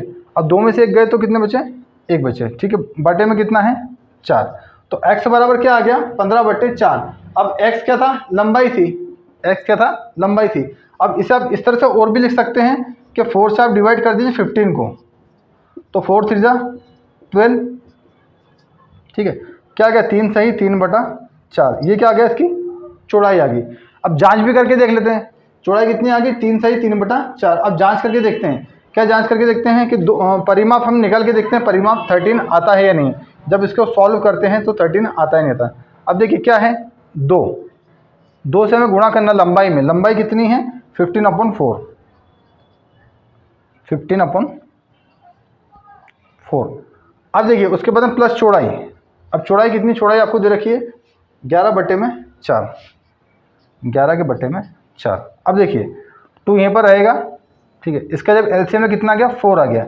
अब 4 से 4 को डिवाइड करा कितना आ गया 1 आ गया, 4 से 4 को डिवाइड करा 1 आ गया। 1 इंटू 15 कितना हो गया 15 हो गया, प्लस 4 से 4 को डिवाइड करा 1 आ गया, 1 का इंटू करा 11 में कितना आ गया 11 आ गया। अब देखिए यहाँ पर 15 + 11 कितना हो गया 26। अब देखिए 2 इंटू में यहीं पर चल रहा है, अब अपॉन में कितना हो गया, देखिए 2 के इंटू में कितना आ गया 26 अपॉन कितना हो गया 4 आ गया, ठीक है। तो देखिए 2 1 जा 2, 2 2 जा 4, 2 1 जा 2 एंड 2 3 जा 6, कितना हो गया 1 एंड 3 13 सेंटीमीटर, 13 सेंटीमीटर, ठीक है। यहाँ पर कितना आ गया 13 सेंटीमीटर, जो क्या है एक आयत का परिमाप है। मतलब LHS को जब हमने सॉल्व करा तो RHS के बराबर में आ गया। मतलब यहाँ पर जो ये उत्तर है ये बिल्कुल सही है। अगला क्वेश्चन क्या है आपके सामने, साहिल की माँ की वर्तमान आयु साहिल की वर्तमान आयु की 3 गुनी है। साहिल की माँ की वर्तमान आयु साहिल की वर्तमान आयु की 3 गुनी है। तो देखिए साहिल की माँ की आयु जो है डिपेंड करती है किसके आयु पर डिपेंड करती है, साहिल की आयु पर, क्योंकि साहिल की आयु की 3 गुनी है साहिल की माँ की आयु। तो देखिए साहिल की आयु मान ली x वर्ष है, साहिल की आयु कितनी मान ली x वर्ष है। तो उस कंडीशन में क्या करेंगे, देखिए साहिल की आयु कितनी हो गई, साहिल की आयु वर्तमान में कितनी है x वर्ष है। अब उसकी माताजी की आयु कितनी है, साहिल की आयु की 3 गुनी है, ठीक है। तो जब साहिल की आयु x है तो x में उसकी 3 गुनी, मतलब साहिल की आयु की 3 गुनी, इसमें कितना गुणा करना 3 का, तो ये क्या हो गई 3x हो गई। मतलब साहिल की आयु की 3 गुना मतलब 3x हो गई, ठीक है। 5 वर्ष बाद उन दोनों की आयु का योग 66 वर्ष हो जाएगा, उनकी वर्तमान आयु ज्ञात कीजिए। 5 वर्ष बाद में, मतलब देखिए साहिल की आयु कितनी है x, 5 वर्ष बाद कितनी हो जाएगी x + 5, कितनी हो जाएगी x + 5, ये किसकी आयु होगी साहिल की आयु होगी। अब साहिल की माताजी की आयु कितनी होगी 3x + 5। देखिए साहिल की माताजी की आयु कितनी होगी 3x + 5 मतलब 5 वर्ष, 5 वर्ष बराबर में कितने वर्ष हो जाएगी 66 वर्ष, बराबर में कितने वर्ष हो जाएगी 66 वर्ष हो जाएगी। मतलब साहिल की आयु x वर्ष है और 5 वर्ष और कितनी हो जाएगी उसकी x + 5। अब उसकी माताजी की वर्तमान आयु कितनी है 3x है, क्यों हो गई 3x, क्योंकि x मतलब साहिल की आयु से 3 गुना है, तो यहाँ पर 3x हो जाएगी। अब 3x भी तो 5 साल बढ़ेगा, जब साहिल 5 साल बड़ा होगा तो उसकी माताजी भी 5 साल बढ़ेंगी ना, तो उन दोनों की आयु 5 साल बाद जुड़ने के बाद कितनी हो जाएगी, दोनों की आयु का योग कितना हो जाएगा 66 वर्ष हो जाएगा। तो उन दोनों की वर्तमान आयु बतानी है। अब देखिए 3x 1x कितने हो गए, 4x हो गए, 4x डन। देखिए प्लस 5 कितना हो गया, 10 हो गया, इक्वल कितना है 66। यहाँ पर क्लियर हो रहा है आपको सामने कि 3x 3x हैं और एक और x बढ़ गया, कितने हो गए 4x हो गए, और ये 5 प्लस के, ये 5 प्लस के, तो प्लस और प्लस प्लस हो गया, 5 और 5 10 हो गया, तो 4x प्लस 10 इक्वल कितना हो गया 66 हो गया। अब देखिए 4x को यहाँ पर रहने दीजिए, और जो 10 जो प्लस का तरह का क्या होगा माइनस का होगा, तो 66 माइनस 10। अब 4x बराबर क्या हो गया 66 माइनस कितना हो गया 10 हो गया, कितना हो गया 56। अब x के इक्वल में क्या हो गया, ये गुणा के 4 इधर आकर भाग में हो गए 4, ये देखिए 56 अपॉन कितना हो गया 4। अब 4 बन जा 4, ठीक है, 4 से डिवाइड करेंगे, 4 बन जा 4 और 4 4 जा 16, ठीक है। तो x बराबर क्या आ गया 14, ठीक है। अब x क्या था, x किसकी आयु थी, साहिल की आयु थी, तो साहिल की वर्तमान कितनी आयु होगी, साहिल की आयु कितनी होगी वर्तमान में, साहिल की आयु हो गई कितने वर्ष 14 वर्ष होगी, ठीक है। अब इसमें 5 वर्ष बाद कितनी हो जाएगी, साहिल की आयु 19 वर्ष हो जाएगी। अब साहिल की माता जी की जो आयु है, माता जी की जो आयु है वो कितनी है 3x है, 3x मतलब जब हम 3 में गुणा करेंगे किसका x का, अब x कितना 14, ठीक है, 42 42 वर्ष, ठीक है। अब 5 वर्ष बाद कितनी हो जाएगी इनकी, 42 प्लस 5 कितनी हो जाएगी 47। अब देखिए जब इन दोनों को जोड़ेंगे तो क्या 66 आ रहा है, देखिए 9 प्लस 7 इक्वल 16, 6 4 प्लस 1 5 एंड 6, यहाँ पे कितना होगा 66, मतलब LHS और बराबर हो गए किसके, RHS के बराबर हो गए। मतलब समीर की जो वर्तमान आयु है 14 वर्ष, और उसकी माता जी की आयु है, उसकी माँ की कितनी आयु है 42 ईयर, मतलब 42 वर्ष है।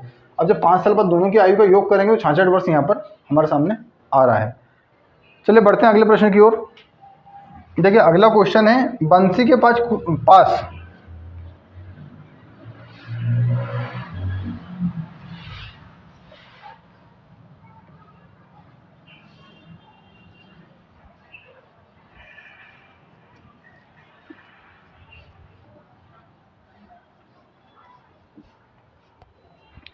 बढ़ते हैं अगले प्रश्न की ओर। बंसी के पास कुछ सिक्के 2 रुपये वाले तथा कुछ सिक्के 5 रुपये वाले हैं।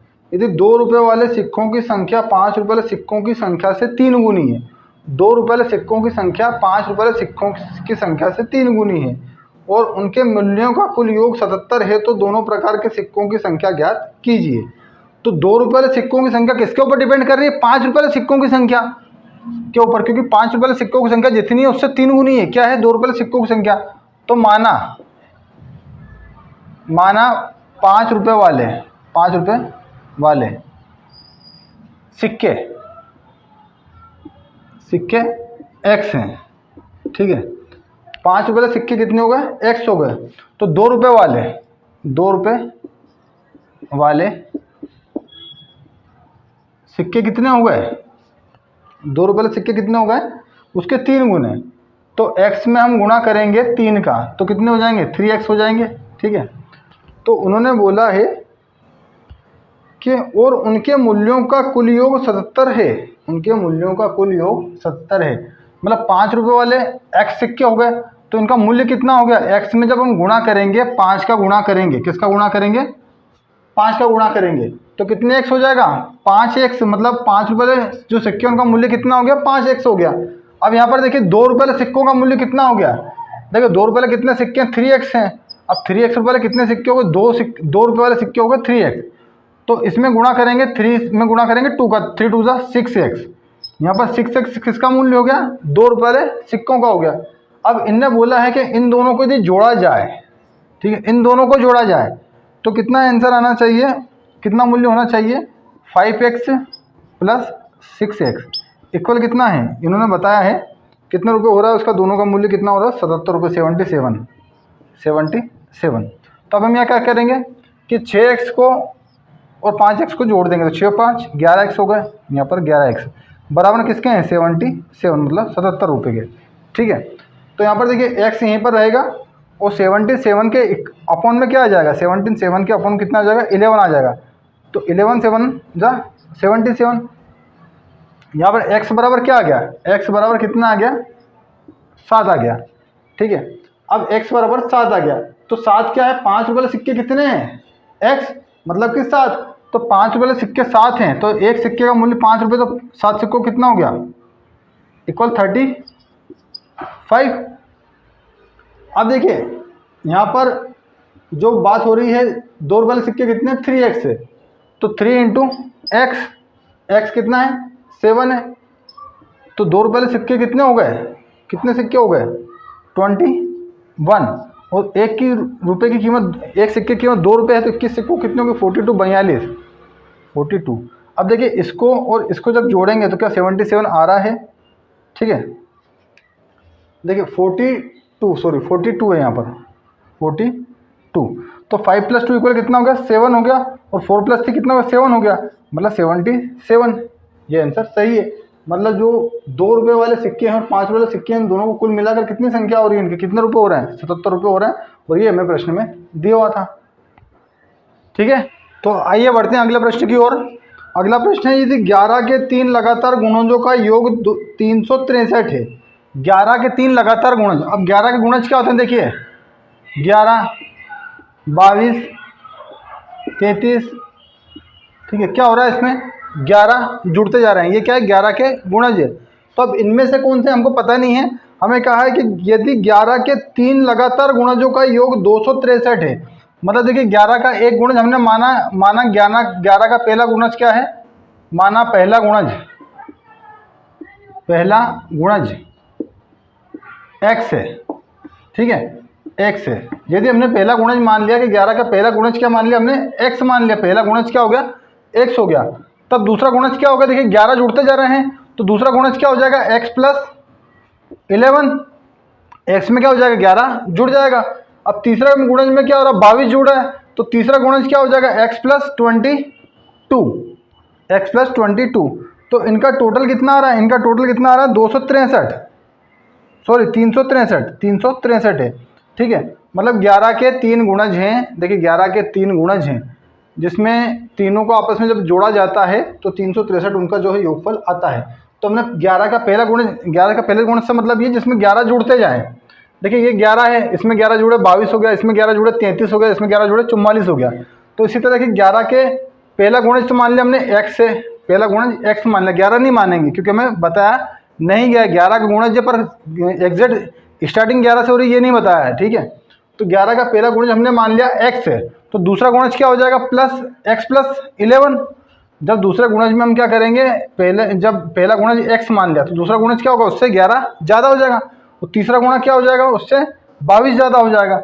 मतलब यहाँ पर देखिए हम x को जोड़ दें, किससे जोड़ दें, x + 11 से प्लस x + 22 से, ठीक है, तो कितना हो जाएगा, 363, ठीक है। मतलब अब यहाँ पर देखिए x + 11, इसको इसे और इसे इन तीनों को जोड़े तो 363 आ रहा है, ये बता रहे हैं। तो देखिए इस कंडीशन में क्या होगा कि इस x को इसके साथ और इसके साथ जोड़ देंगे, तो 1x 2x और 3x, ये होगा 3x प्लस देखिए 11 और 22, ठीक है, 22 + 11 कितना होगा, 33 हो गए, 33 इक्वल कितना होगा, 363। यही कहा ना उन्होंने कि भाई 11 के तीनों गुणज को जो आपस में जोड़ा जाए तो 363 आ रहे हैं। तो 11 के गुणज पता करिए कौन कौन से गुणज हैं, ठीक है। तो अब जो चर राशि है 3x इक्वल कितना हो गया, 363 प्लस के जो 33 तरह के -33 हो गए, ये -33। अब देखिए क्या हो गया, 3x इक्वल 3 - 3 इक्वल कितना हो गया, 0 हो गया। 6 - 3 इक्वल कितना, देखिए 6 - 3 इक्वल कितना हो गया, 3 हो गया, और 3 का 330। 3x बराबर कितना हो गया, 330। 3x के बराबर कितना, 330।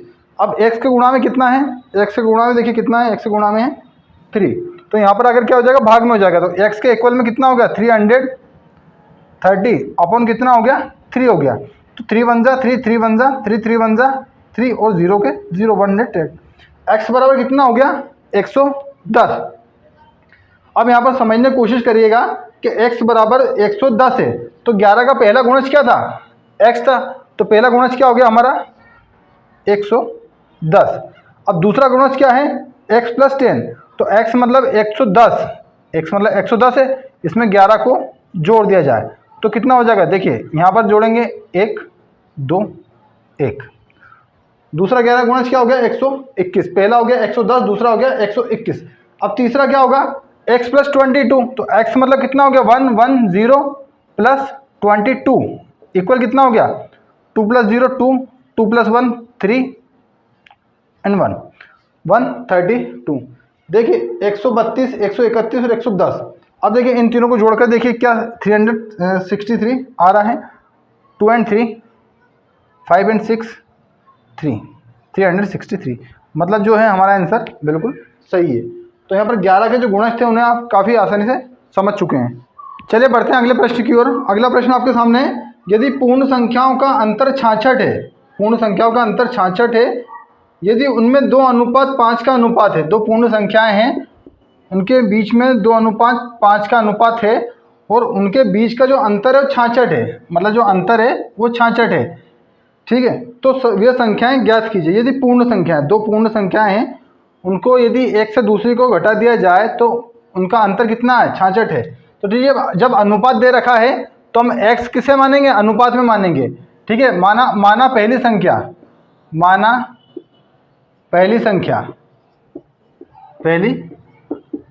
संख्या बराबर कितनी है, देखिए x मान ली तो 5x है, और दूसरी संख्या कितनी है, दूसरी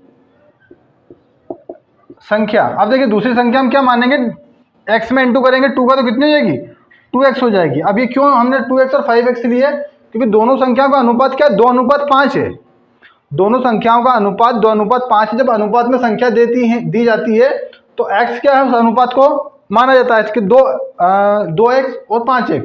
तो उन्होंने कहा है दोनों के बीच का अंतर से मतलब है घटाव। यदि एक संख्या को दूसरी संख्या से घटा दिया जाए तो देखिए यदि -5x है उसमें से माइनस कर दिया जाए, मतलब उसमें से घटा दिया जाए, किसको घटा दिया जाए 2x को, तो वो संख्या कितनी बता रहे हो 66 बता रहे हैं, कितनी बता रहे हैं 66 बता रहे हैं। तो दोनों संख्या हमें ज्ञात करनी है, ठीक है, इजी। देखिए समझ में आया आपको कि दो संख्याएं उन्होंने हमें दे रखी है कि दो पूर्ण संख्याएं जो हैं उनके बीच का अंतर मतलब घटाव, एक संख्या से दूसरी संख्या को घटा दिया जाए तो दोनों के बीच में कितना अंतर आ रहा है 66 अंकों का अंतर आ रहा है। दोनों संख्या हमें पता नहीं है, दोनों संख्याओं के बीच में अनुपात क्या है 2:5 अनुपात है। तो पहला अनुपात मान लिया हमने 5x, दूसरा मान लिया 2x। तो 5x माइनस 2x इक्वल कितना 66, मतलब पहली संख्या में से दूसरी संख्या को घटाया जाए तो कितना अंतर आएगा 66 आएगा अंतर। तो देखिए 5x माइनस 2x, 5x में से 2x को घटा दिया जाए तो यहाँ पर कितना बचेगा 3x बचेगा, समझ रहे हैं। 5x में से घटाया जाए, कितना घटाया जाए 2x को, तो 5 माइनस 2 इक्वल कितना हो गया 3x हो गया, इक्वल कितना 66। अब देखिए x के इक्वल में कितना हो गया 66। अब ये गुणा में 3 इधर आकर क्या हो गया भाग में हो गया 3, 3 2 जा 6 एंड 3 2 जा 6, ठीक है। अब देखिए x बराबर क्या आ गया 22 आ गया, 22 आ गया। अब पहली संख्या क्या थी, देखिए ये पहली संख्या है, ये दूसरी संख्या, दोनों में से आप पहली संख्या इसे मान लीजिए। देखिए 5x मतलब 5 में गुणा करना है x का, मतलब कि किसका करना है 22 का, ठीक है। तो कितना आ गया 5 2 जा 10 0 1 5 2 जा 10 11 110। पहली संख्या क्या हो गई 110 हो गई, और दूसरी संख्या क्या हो गई 2x। तो मतलब 2x मतलब क्या होगा 2 में इंटू करना किसका x का, x कितना है 22 है, तो 22 इंटू 2 इक्वल कितना का 44। अब देखिए क्या इसमें से इसको घटाने पर हमें 66 मिल रहे हैं। तो देखिए 110 में से हमें घटाना है 44, ठीक है। अब देखिए यहाँ पर से एक इधर लिया है 10 में से 4 गए कितने बचे 6 बचे, ठीक है। ये 10 में से 4 गए 6 बचे, कितना आ गया आंसर 66। मतलब जो हमने सॉल्व करा है, जो हमारा आंसर है वो बिल्कुल सही है। जब देखिए संख्याओं को अनुपात में दिया जाए तब उस संख्याओं को हम क्या मान लेंगे, उन संख्याओं को अनुपात को हम x मान लेंगे, ठीक है, क्लियर। आइए बढ़ते हैं अगले प्रश्न की ओर। अगला क्वेश्चन है, देवेशी के पास 50 रुपये वाले, 20 रुपये वाले तथा 10 रुपये वाले कुल मिलाकर 25 सिक्के हैं, ठीक है। एक देवेशी है, उसके पास कितने 50 रुपये वाले हैं, 20 रुपये वाले हैं और 10 रुपये वाले, कुल कितने सिक्के हैं, टोटल कितने सिक्के हैं उसके पास 25, कुल मिलाकर उसके पास 25 सिक्के मतलब 25 नोट हैं, सॉरी 50 20 और 10 के कुल मिलाकर 25 नोट उसके पास हैं, जिनका मूल्य 590 रुपये है। यदि इन सबके ये इतने इतने के नोट है, कितने नोट है, 25 नोट है। यदि रुपए की बात करें तो कितने रुपए हैं उसके पास, 590 रुपए। यदि इन नोटों की बात करें, नोटों को जब हम रुपए में कन्वर्ट करें तो कितने रुपए होंगे, 590 रुपए। यदि 50 तथा 20 वाले नोटों की संख्या में अनुपात, यदि 50 वाले नोट की संख्या की बात करें और 20 वाले नोट की संख्या की बात करें तो इनमें अनुपात क्या है, 3:5। इनका अनुपात कितना, 3:5 है। तो हमें नोटों की कुल संख्या का ज्ञात करनी है। तो प्रत्येक प्रकार के नोटों की, प्रत्येक प्रकार के जो नोट है उनकी कुल संख्या हमको ज्ञात करनी है। अब यहाँ पर देखिए देवेशी की बात कर रहे हैं तो 50 के नोट, 20 के नोट, 10 के नोट, 25 नोट उसके पास हैं। और उनको यदि रुपए की बात करें, कितने रुपए हैं, नोट तो 25 है पर रुपए कितने, 590 रुपए हैं। अब देखिए 50 के जो नोट है वो कितने हैं, अनुपात कितना, 3:5 है 50 और 20 के नोटों की बात करें। तो देखिए हमने अभी पढ़ा पिछले क्वेश्चन में कि जब अनुपात दे रखा हो तब x किसको मानेंगे, हम x इस अनुपात को मान लेंगे। तो देखिए 50 के नोट कितने हो गए, 50 के नोट, 50 के नोट, ठीक है।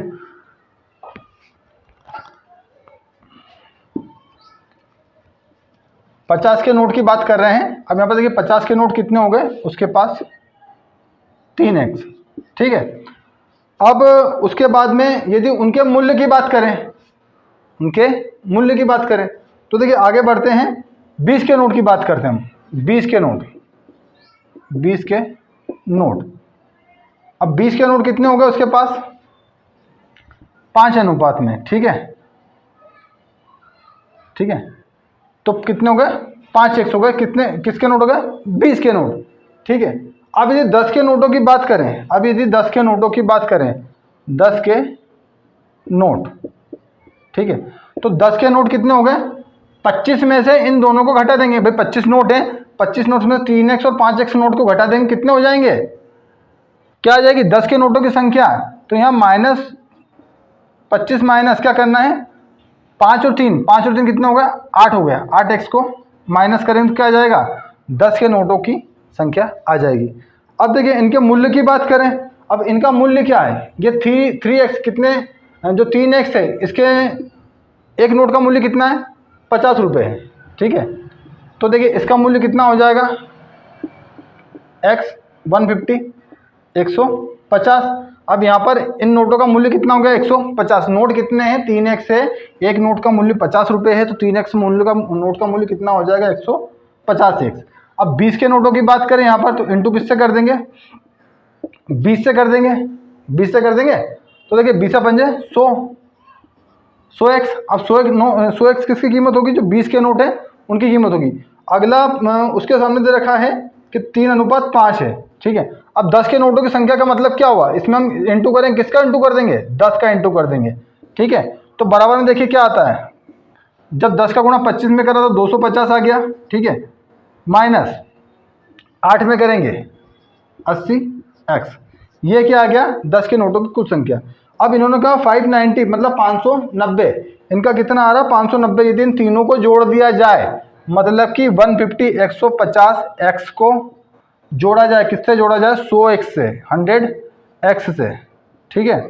समझ रहे हैं किस तरह से, यदि इन तीनों नोटों की संख्या को जोड़ दिया जाए तो कितना आना चाहिए, 590 आना चाहिए। 590 शुरू में क्वेश्चन में कहा है कि 590 आना चाहिए, ठीक है। तो 150 प्लस 100x प्लस करना है, किसको करना है, 25 माइनस 80x। तो देखिए 250 माइनस 80x। तो ये सारी प्रोसेस करने के बाद कितने रुपए, मतलब इनके मतलब है ना कि इतने नोट इसके हैं, इतने नोट इसके, इतने नोट इसके हैं, तब जाके कितने बन रहे हैं, 590 बन रहे हैं। कहने का मतलब ये 50 के नोट, 20 के नोट और 10 के नोटों को यदि मिलाया जाए तो 590 रुपये हो रहे हैं, ठीक है। ये कहा है। तो देखिए हम क्या करेंगे, ये x और x की संख्याओं को जोड़ देंगे, ठीक है, x और x की संख्याओं को जोड़ देंगे। अब देखिए 150 और 100 कितने हो गए, 250 x हो गया, ठीक है, प्लस।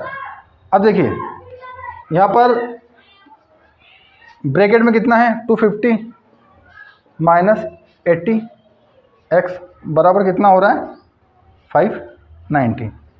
अब देखिए हम क्या करेंगे, यहाँ पर हम क्या करने वाले हैं, देखिए 250 जो है उसे यहीं पर रहने देंगे, और ये 250 कौन सा है, ये 250 कौन सा है, 250 जब हम 10 का गुणा हमने करा था 25 में तो 250 आए थे। अब ये प्लस का इधर आकर क्या हो जाएगा, माइनस का हो जाएगा, ठीक है। तो 250x प्लस ब्रैकेट में कितना है -80x, ठीक है, इक्वल में 590 माइनस कितना होगा 250 250, ठीक है। तो 590 590 में से हम घटाएंगे, कितना घटाएंगे 250 को, ठीक है, 340। अब ये कितना आ रहा है 340 इसके इक्वल में, तो 250x। अब देखिए 250x, अब देखिए प्लस माइनस क्या माइनस हो गया, तो यहाँ 250x में से हम घटाएंगे, किसको घटाएंगे 80x को, और बराबर यहाँ पर हमने 590 में से 250 को घटाया, कितना आ गया 340। अब देखिए 250 में से हमने 80x को घटा दिया तो कितने आ गया 170x 170x, ठीक है, इक्वल में क्या आ रहा है, इक्वल में 340, ठीक है। अब देखिए 170x बराबर 340। अब देखिए x को वहीं पर रहने दीजिए, इसको यहाँ समझिए, ठीक है। अब x के बराबर में क्या आ गया, x के बराबर 340 अपन कितना का 170, ठीक है, 71 70 34। अब x बराबर क्या आ गया 2 आ गया। अब यहाँ पर हमें किसका मान प्राप्त हो गया, x का मान प्राप्त हो गया। अब हमें नोटों की संख्या देखनी है कि प्रत्येक नोट की संख्या कितनी है और उनका मूल्य कितना है, ठीक है। तो पहले किसकी बात करें, 50 के नोटों की बात करें, तो 50 के नोट कितने थे 3x, ठीक है। तो 3 का मतलब 3 है, x का मतलब कितना 2 है, तो 2 3 6, मतलब 50 के कितने नोट हैं 6 नोट हैं। अब एक नोट का मूल्य 50 रुपये है, एक नोट का मूल्य यदि 50 रुपये है तो 6 नोट का कितना होगा 300 रुपये। किसकी बात करें 50 के नोट, 50 के 6 नोट हैं और उनका मूल्य 300 रुपये है। दूसरी बात कर रहे हैं हम 20 के नोटों की। अब 20 के नोटों का मूल्य कितना है, देखिए 20 के नोटों का मूल्य कितना है, 20 के नोटों का मूल्य 5x, तो ठीक है 5 इंटू एक्स की बात करें, x मतलब कितना हो गया, x मतलब हो गया 2, तो इसका गुणा करेंगे 2 में, तो 5 2 10, मतलब 10 नोट हैं कितने कितने के 20 नोट के 20 रुपए के। अब एक नोट का मूल्य 20 रुपये है तो 10 नोट का मूल्य कितना हो गया 200 रुपये, ठीक है। अब देखिए तीसरी बात करें 10 के नोटों की, तीसरी बात करें 10 के नोटों की, तो देखिए 25 में से माइनस करेंगे, किसको माइनस करेंगे 8x को, मतलब 6 नोट किसके थे 50 के कितने नोट थे 6 नोट थे और ये थे 10 नोट। अब हमने क्या करा 25 नोट, टोटल कितने थे 25 नोट थे, उसमें से 10 और 6 16 को घटा दो, कितने बचे यहाँ पर बचे 9, तो 9 मतलब कि 9 नोट है, कितने रुपए के नोट है 10 रुपए के, तो 9 10 9 90, ये 90 रुपये की इनकी वैल्यू होगी। मतलब 50 के नोट की वैल्यू 300 रुपये हो गई, 20 के नोट की वैल्यू 200 रुपये हो गई और 10 के नोट की वैल्यू 90 रुपये होगी, ठीक है। तो यहाँ पर क्या करेंगे 0 0 देखिए 0 9 और 3 2 5 590, मतलब 590 रुपये क्या हो गया 590 रुपये उसकी वैल्यू हो गई जो टोटल नोटों की संख्या है, मतलब कुल मिला के 590 रुपये हमारे पास है, ठीक है। यहाँ पर समझ में आया आपको किस तरह से करा है कि 50 के नोट कितने थे अनुपात में थे, 50 और 20 के नोट 3:5 में, तो 50 के नोट पहले हमने नोटों की संख्या मान ली 3x, दूसरे 20 के नोटों की संख्या मान ली 5x, ठीक है। जब एक नोट का मूल्य 50 रुपये है तो 3x का मूल्य कितना होगा 150x होगा। अब 20 के एक नोट का मूल्य यदि 20 रुपये है तो 5x का कितना होगा 100x, 25 100, ठीक है। अब 10 के नोटों को किस तरह से निकालिए था, मान लीजिए 3 बच्चों ने मिलकर एक पिगी बैंक में कलेक्शन करा 10 रुपीज़ का, 3 बच्चों ने मिलकर एक पिगी बैंक में 10 रुपये डाले हैं, पहले ने 4 रुपये डाले हैं, तीसरे ने 3 रुपये डाले, तीसरे ने कितने डाले तो 4 + 3 -10, तीनों ने मिलकर 10 रुपये कलेक्शन करा, जिसमें से एक ने 4 रुपये डाले हैं, दूसरे ने 3 रुपये डाले हैं, तो तीसरे कितने डाले 4 + 3 = -10, 10 - 4 + 3 = 3, 10 में से 3 को और 4 को घटा देंगे तो उसका उत्तर आ जाएगा। उसी तरह क्या 25 नोटों की संख्या थी, टोटल 25 नोट थे, जिसमें से इसको और इसको घटा दे कितने आ गए, इंटू कर दिया x 10 से, क्योंकि एक नोट का मूल्य 10 रुपये है, तो देखिए पूरे का इंटू होगा। अब ये क्या है वितरकता के माध्यम से हमने गुणा का, अंदर पूरे में गुणा इसका हो जाएगा, ठीक है। तो यहाँ पर ये क्वेश्चन काफ़ी इसी तरह के आपको समझ में आ गया होगा, एक बार इसको चाहे तो आप नोट कर सकते हैं और एक बार फिर से इसको रिवाइंड कर सकते हैं। तो चलिए बढ़ते हैं अगले प्रश्न की ओर। अगर आपको किसी संख्या से 1/2 घटाने और परिणाम को 1/2 से गुणा करने पर 1/8 प्राप्त होता तो वह संख्या क्या है? अगर आपको किसी संख्या से, ठीक है, तो किसी संख्या मतलब माना वह संख्या x है, ठीक है। अब माना वह संख्या x है, तो आपको किसी संख्या से 1/2 घटाने पर, मतलब x में से हम क्या घटाएंगे 1/2, मतलब किसी संख्या में से हमने 1/2 को घटा दिया, और परिणाम को 1/2 से गुणा करने पर, मतलब ये जो परिणाम है इसको 1/2 से गुणा करने पर 1/8 प्राप्त होता है। मतलब प्राप्त क्या होता है इक्वल में 1/8। तो वह संख्या ज्ञात कीजिए, मतलब यहाँ पे हमें x का मान निकालना है। अब देखिए इस संख्या को हम घटा रहे हैं, अब किस में से घटा रहे हैं हम, x में से घटा रहे हैं और इंटू कर रहे हैं 1/2 का। तो देखिए हम सबसे पहले क्या करेंगे, x माइनस 1/2 को यहीं पर रहने दीजिए। अब इसके इक्वल में क्या है 1/8 है। अब देखिए जो 2 भाग का है इधर आके क्या हो जाएगा, गुणा में हो जाएगा, ठीक है। तो इसके गुणा में क्या हो गया 2/1, ठीक है, 2 1 जा 2 और 2 4 जा 8, 1/4। अब देखिए x माइनस 1/2 इक्वल में, देखिए यहाँ पे इस पर समझ में आ जाएगा आपको 1/4। यहाँ तक क्लियर हो गया, सबको समझ में आ गया। अब देखिए यहाँ पर क्या करेंगे, x के यहीं पर रहेंगे इक्वल में 1/4 है। अब देखिए ये क्या है 1/2 किसका, माइनस का, इधर आकर क्या हो जाएगा प्लस का 1/2 हो गया, ठीक है। अब x के इक्वल में क्या है 1/4 प्लस 1/2।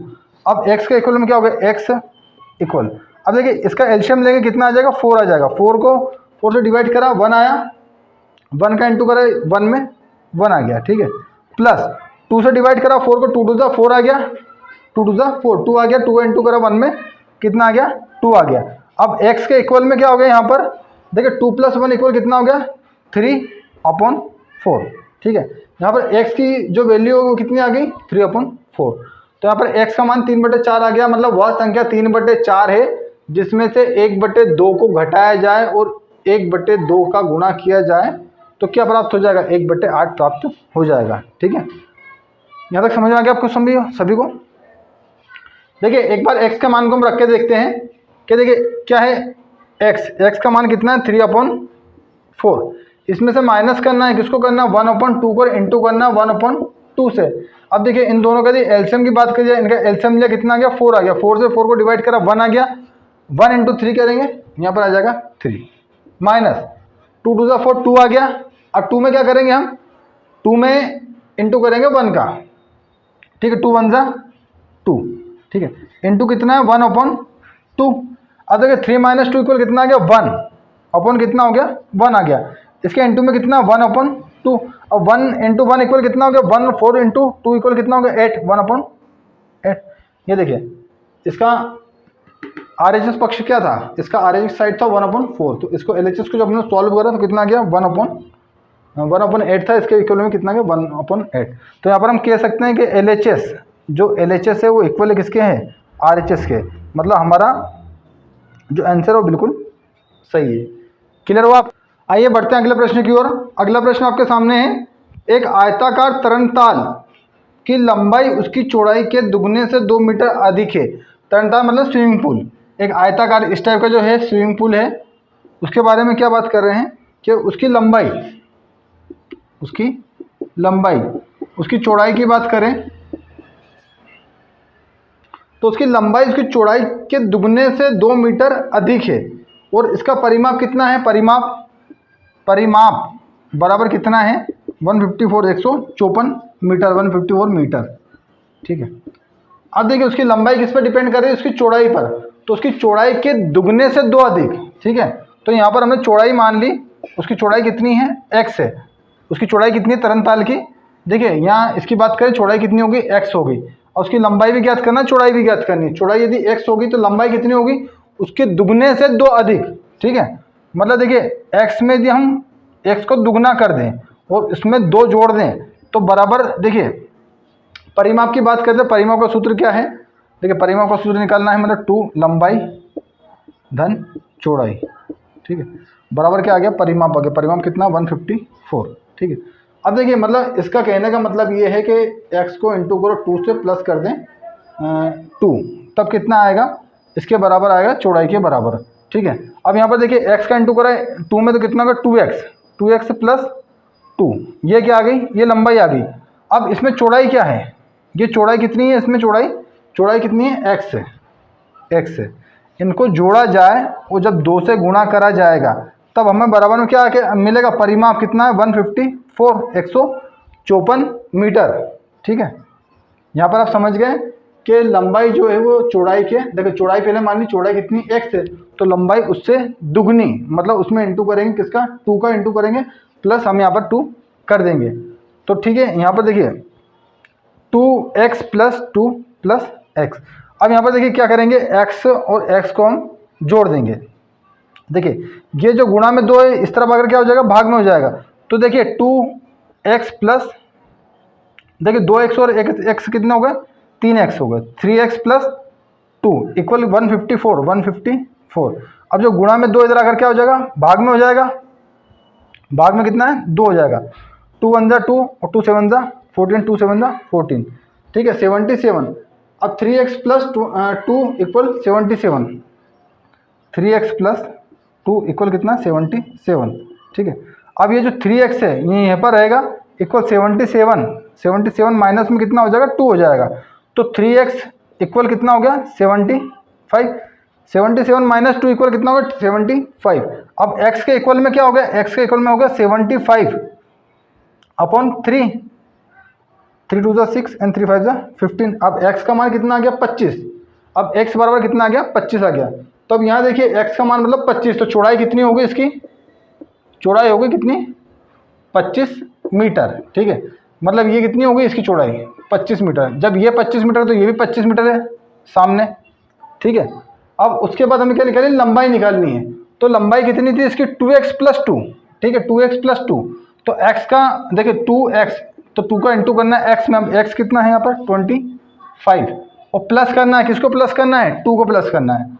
तो इक्वल में क्या हो 25 इंटू 2 50 प्लस 2 52। ठीक है, अब यहाँ पर देखिए ये 52 है, तो ये भी कितनी है 52। ये आयताकार है, आमने सामने की भुजाएं इसकी समान है। ठीक है, अब देखिए यहाँ पर बात करें 50, देखो चारों भुजाओं को जोड़ लिया जाए, यदि 25 प्लस 25 प्लस 52 प्लस 52, तो देखिए 50 50 प्लस कितनी हो गई 104। ठीक है, अब यहाँ पर उन्होंने क्या बोला था 154, तो 104 और 154 154। ठीक है, अब यदि सूत्र के माध्यम से निकालते हैं तो देखिए सूत्र के माध्यम से क्या होगा, 2 का गुणा करना है लंबाई, और देखिए 25 प्लस कितना है 52, मतलब 2, देखिए 5 और 2 7, 5 और 2 7, 77 इक्वल 2, मतलब कितना हो गया 154, 150 154 मीटर जो हमको दिया हुआ है। तो यहाँ पे स्विमिंग पूल का जो है परिमाप कितना है 154 मीटर। आप लोग काफ़ी इजी तरीके से समझ गए हैं कि इस तरह के जो छुपी हुई संख्याएं रहती हैं उन्हें किस तरह से आसानी से बाहर निकाला जा सकता है, और किस तरीके से एक्स वाले जो क्वेश्चन यदि आपको परेशान कर रहे हैं तो किस तरह से इन्हें आसानी से सॉल्व भी कर सकते हैं। ठीक है, ये आपके सामने है। तो आइए बढ़ते हैं अगले प्रश्न की ओर। अगला प्रश्न आपके सामने है, अगला क्वेश्चन है, एक समद्विबाहु त्रिभुज का आधार 4/5 है। समद्विबाहु त्रिभुज मतलब ऐसा त्रिभुज जिसकी 2 भुजाएं आपस में समान होती है, तो उसका आधार कितना है, आधार 4/5 है। ठीक है, तथा इसका परिमाप 4 सही 2/15, 4 सही 2/15, ये क्या है इसका परिमाप है।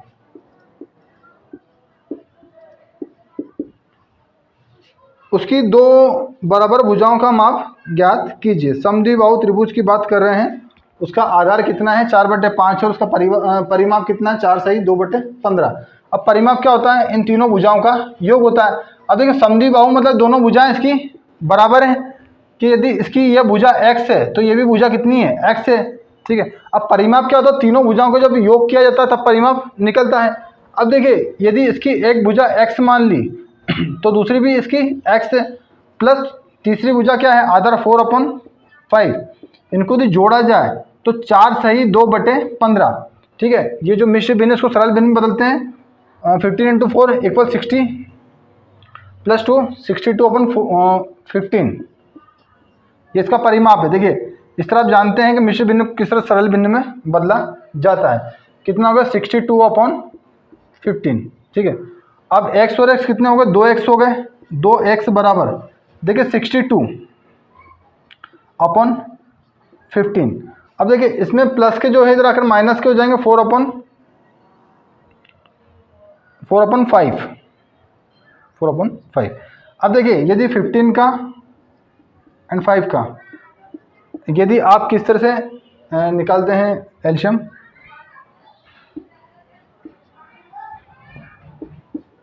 ठीक है, तो कितना हो जाएगा इसका एलशियम 15। अब 2x है इक्वल कितना है एलशियम इसका 15।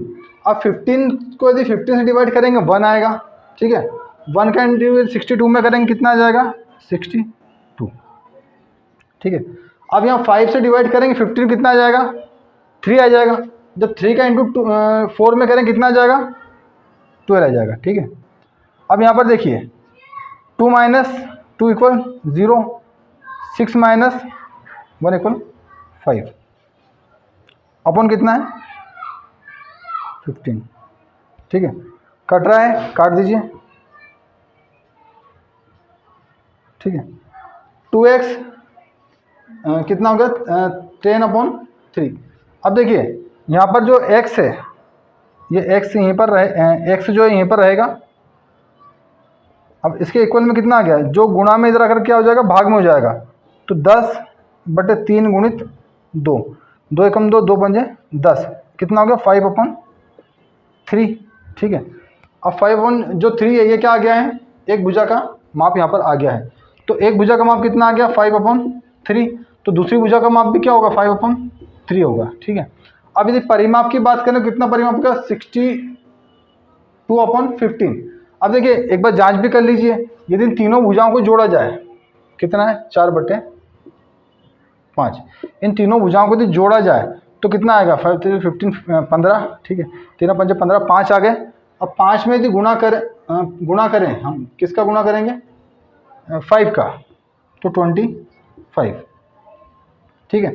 प्लस 3 5 जा 15, 5 आ गया, 5 5 जा 25 प्लस कितना है 5 अपॉन 15, 5 3 जा 15 12, ठीक है। अब इसको यदि हम जोड़ते हैं कितना हो गया 62 अपॉन 15, ठीक है। यहाँ पर जो है इसका परिमाप बिल्कुल सही है। तो इसकी जो समान भुजाएं वो कितनी है 5/3 और 5/3, और आधार किसका है 4/5 जो कि हमको दिया हुआ है। इस तरह तीनों भुजाओं को जो जोड़ेंगे तो उसका परिमाप 62 अपॉन 15 इस तरह आपके सामने आ गया है। चलिए बढ़ते हैं अगले प्रश्न की ओर। दो संख्याओं का योग 95 है 95 है। यदि एक संख्या दूसरी से 15 अधिक है तो दोनों संख्याएं ज्ञात कीजिए। दो संख्याएं हैं उनको जोड़ने में कितना आता है 95, ठीक है। दो संख्याओं का योग कितना हो रहा है 95, ठीक है। अब यदि पहली संख्या से दूसरी जो संख्या है वो पहली से 15 अधिक है तो पहली संख्या पहले माननी पड़ेगी। पहली संख्या हमने माना कितनी है, संख्या माना x है, तो दूसरी कितनी होगी उससे 15 अधिक, मतलब कि दूसरी संख्या क्या होगी, दूसरी संख्या बराबर क्या होगी, कितनी होगी x प्लस 15। उन्होंने कहा है ना 15 अधिक, सवाल में कहा है कि पहली संख्या से दूसरी संख्या जो है, दूसरी संख्या की बात कर रहे हैं, जो दूसरी संख्या है पहली संख्या से 15 अधिक है, और इन दोनों को जब ये जोड़ा जाता है तो कितना आता है 95।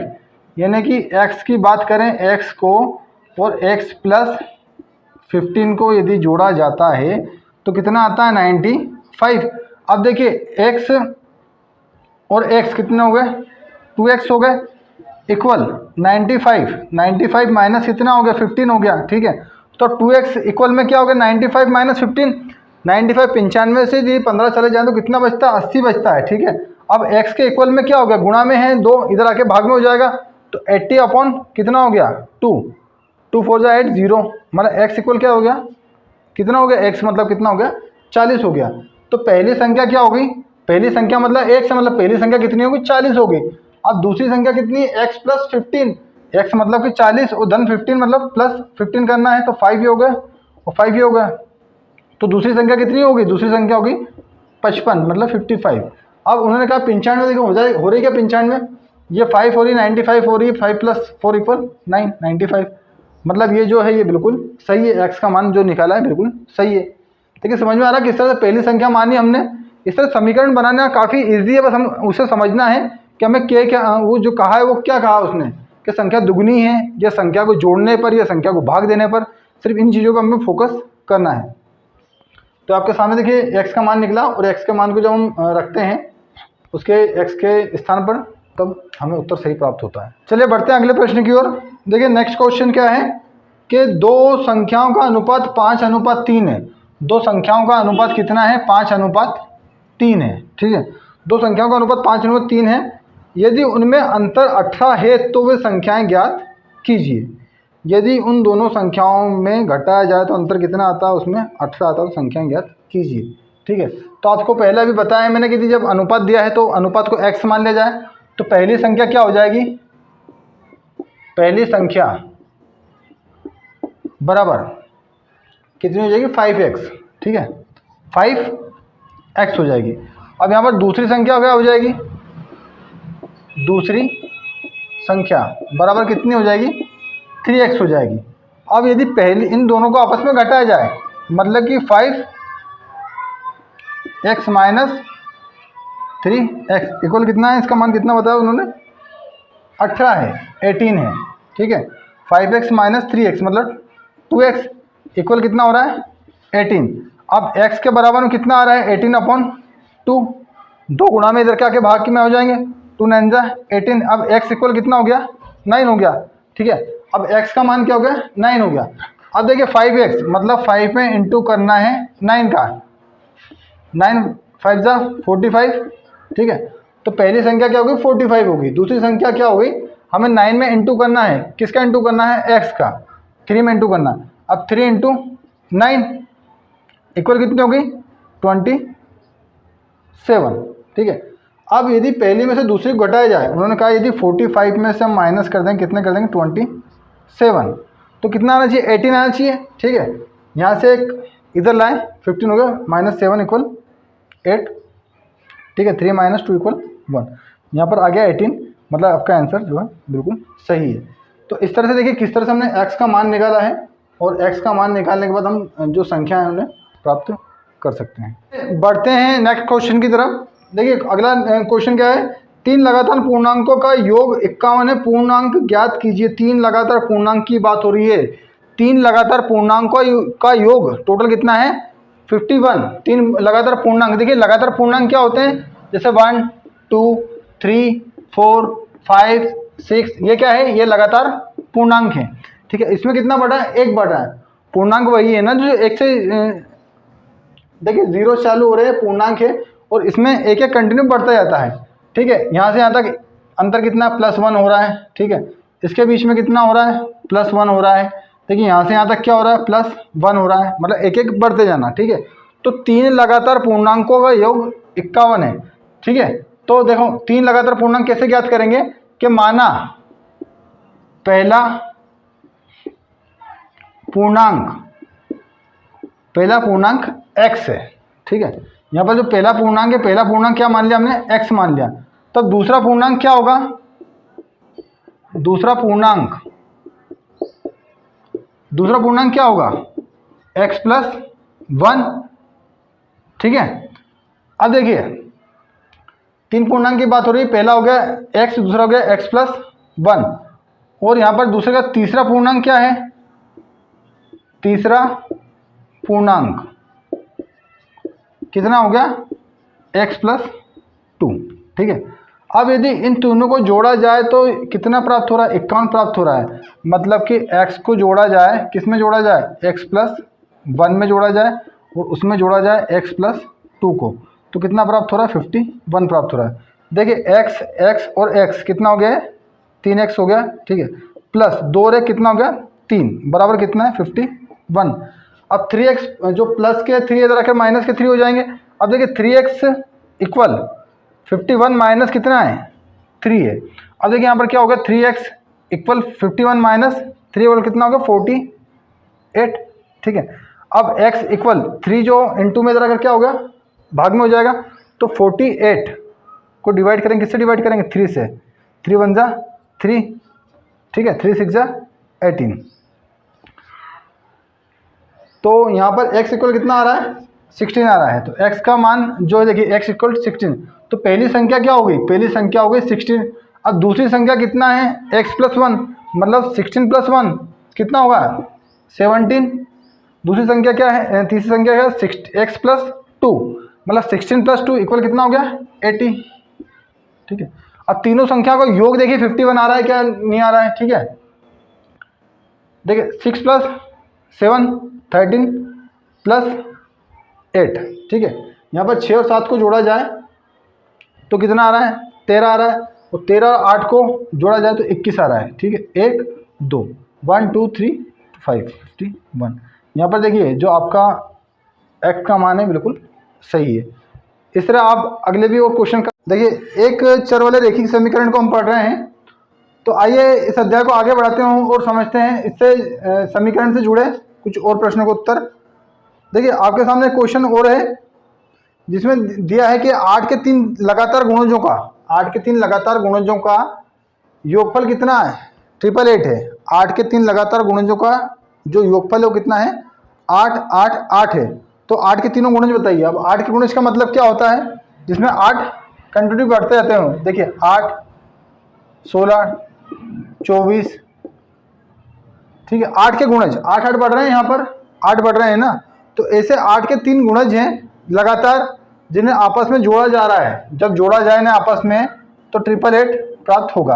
अब इनमें से 8 के 3 गुणज बताना है, इनमें से मतलब 8 के 3 गुणज हमें बताना है, ठीक है। तो हम यहाँ क्या करेंगे, पहला गुणज मान लेंगे x, ठीक है। तो माना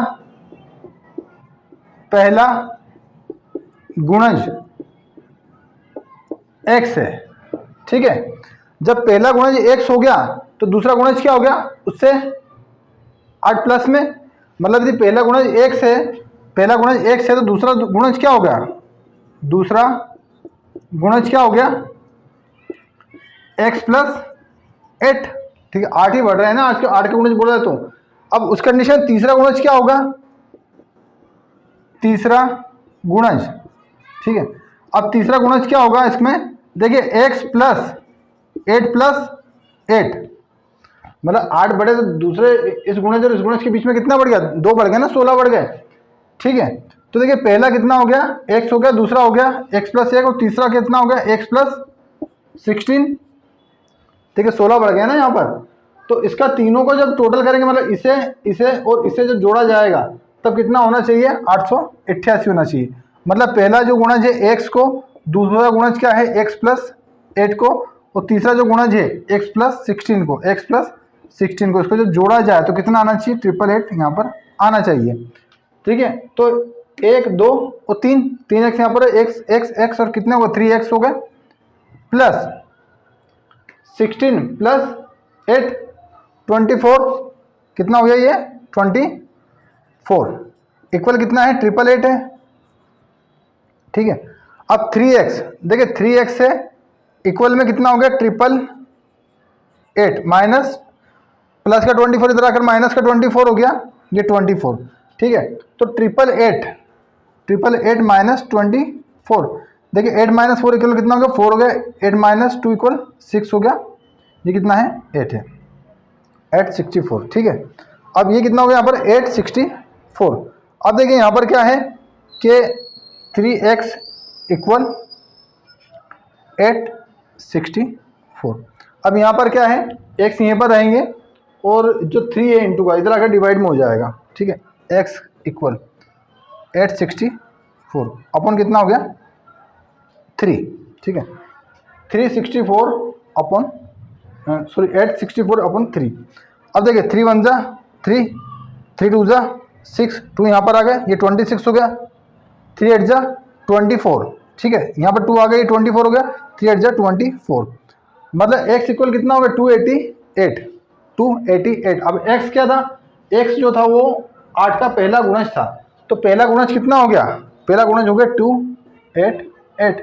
अब दूसरा गुणज क्या हो गया 288 प्लस 8, दूसरा गुणज ये था ना x प्लस 8, तो x कितना है 288, यहाँ पर प्लस 8 कर दीजिए,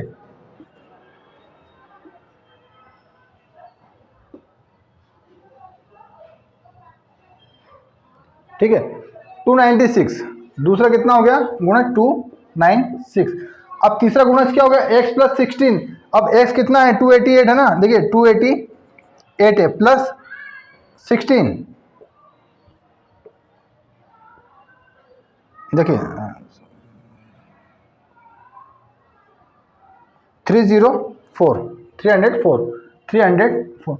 अब देखिए इन तीनों को जोड़ने पर 888 आ रहा है, तो देखिए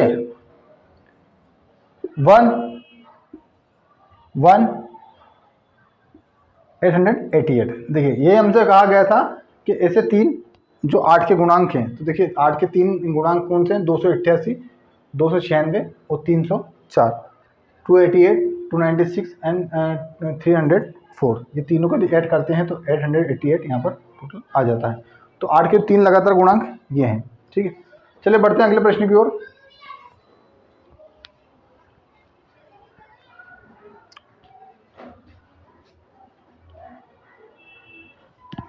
चलिए बढ़ते हैं अगले प्रश्न की ओर।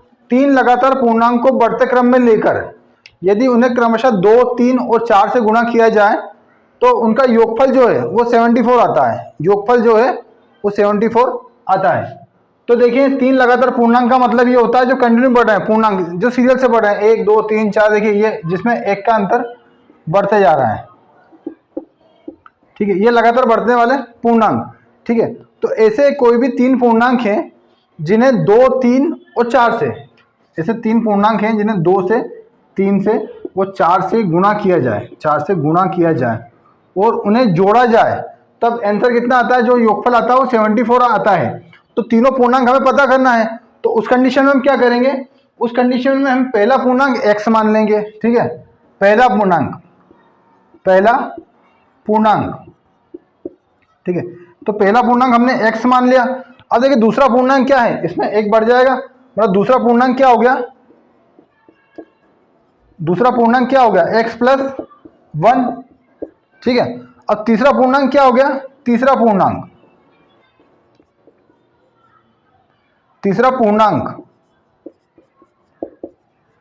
क्या हो गया, x प्लस 1 दो बढ़ेंगे ना, एक एक बढ़ता जाएगा, तो एक इसमें बढ़ेगा और एक इसका और एक इसका, दो बढ़ जाएंगे। तो पहला पूर्णांक क्या हो गया, देखिए x हो गया, दूसरा पूर्णांक क्या हो गया, x प्लस 1 हो गया, और तीसरा पूर्णांक क्या हो गया, x प्लस 1 कितने हो गए, 2 हो गया, ठीक है। तो ये लगातार तीन पूर्णांक हो गए, समझ में आया किस तरह से हो रहे हैं।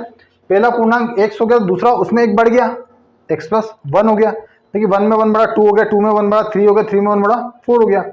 तो देखिए पहले पूर्णांक में एक बढ़ा तो क्या बन गया, x प्लस 1, दूसरे पूर्णांक में एक ही और एक ये बढ़ गया, कितना हो गया, 2 बढ़ गया ना, इसके उसके बीच का अंतर कितना हो गया, 2 हो गया, तो x प्लस 2 हो गया। अब देखिए इन्हें किस में इंटू करना है, 2 से, मतलब 2 का इंटू करना किससे करना है, x से करना है, उसको जोड़ना है, किस में जोड़ना है, 3 का इंटू करना है x प्लस 1 में, और प्लस करना है 4 का इंटू करना, किसमें 4 का इंटू करना है, x प्लस 2 में। अब देखिए यहाँ पर क्या आता है, 2 इंटू एक्स कितना हो गया, 2x हो गया, 2x प्लस 3x प्लस 3 1 जा 3 प्लस 4x प्लस 4 2 जा 8 इक्वल कितना आ रहा है, 74, 70 में 74 आना चाहिए, 74 आना चाहिए यहाँ पे, ठीक है। तो देखिए 2x और 3x कितने हो गए, 5x, 5x और 4x कितने हो गए, 9x, ठीक है। 9x इक्वल में क्या आना चाहिए, देखिए 8 और 3 कितने हो गए, 11, ठीक है। अभी 8 और 3 11 क्या है, इधर आके माइनस में हो जाएंगे, तो 74 माइनस 11, 74 माइनस 11, देखिए कैसे हुए, 11 माइनस ये 8 है और 3 है, देखिए प्लस और प्लस कितने हो गए, प्लस हो गए, 8 प्लस 3 इक्वल 11। अब वो जो 11 इधर के इधर का क्या हो गया, माइनस हो गए। देखिए यदि आपको क्लियर नहीं हो रहा है कंसेप्ट, और इसको बढ़ा सकते हैं, किस तरह से बढ़ा सकते हैं कि देखिए 9x प्लस देखिए 8 और 3 कितने हो गए, 11 इक्वल 74। अब देखिए 9x जो है यहीं पर रहेगा, इक्वल में 74 माइनस कितने हैं 11। अब 9x इक्वल कितना हो गया, देखिए यहाँ पर कितने हैं 4 माइनस 1, देखिए 4 माइनस 1 इक्वल 3। अब ये कितने 7 माइनस 1 इक्वल 63। अब x बराबर कितने हो गए 63, डिवाइड करेंगे 9 से, 9 वन जा 9, 9 7 जा 63। तो x की वैल्यू कितनी आ गई 7 आ गई, ठीक है। मतलब x बराबर पहला पूर्णांक क्या है 7 है, दूसरा पूर्णांक उसमें एक बढ़ के हो गया, कितना हो गया 8 हो गया, तीसरा पूर्णांक 2 बढ़ के हो गया 7 और 2 9 हो गया। अब देखिए इसमें जब हम गुणा करते हैं इनका तो क्या उसका जो टोटल है 74 आता है, देखिए इंटू करिए इसको 2 से 14। अब इसका इंटू किससे करना है 3 से करना है, ठीक है। अब इसका इंटू किससे करना है 4 से करना है, 36, ठीक है 74, ये आ गया आंसर, ठीक है। तो यहाँ पर हमको ये प्रूफ करना था कि इन तीनों को इस तरह से प्रोसेस करने के बाद समझ आ रहा है आपको किस तरह से करा हमने, पहले एक्स का मान निकाला, फिर एक्स के स्थान पर एक्स का मान रखा, तो यहाँ पर हमारा आंसर कितना आ रहा है 74, ठीक है। चलिए बढ़ते हैं अगले क्वेश्चन की ओर।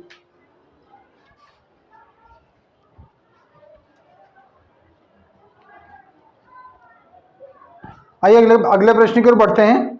राहुल और हारून की वर्तमान आयु में अनुपात 5:7 है, ठीक है। राहुल की और हारून की बात करें, राहुल और हारून की इनकी वर्तमान आयु जो है उसमें अनुपात क्या है 5:7 है, मतलब 5 का अनुपात, यहाँ पर 5 और 7 का अनुपात है।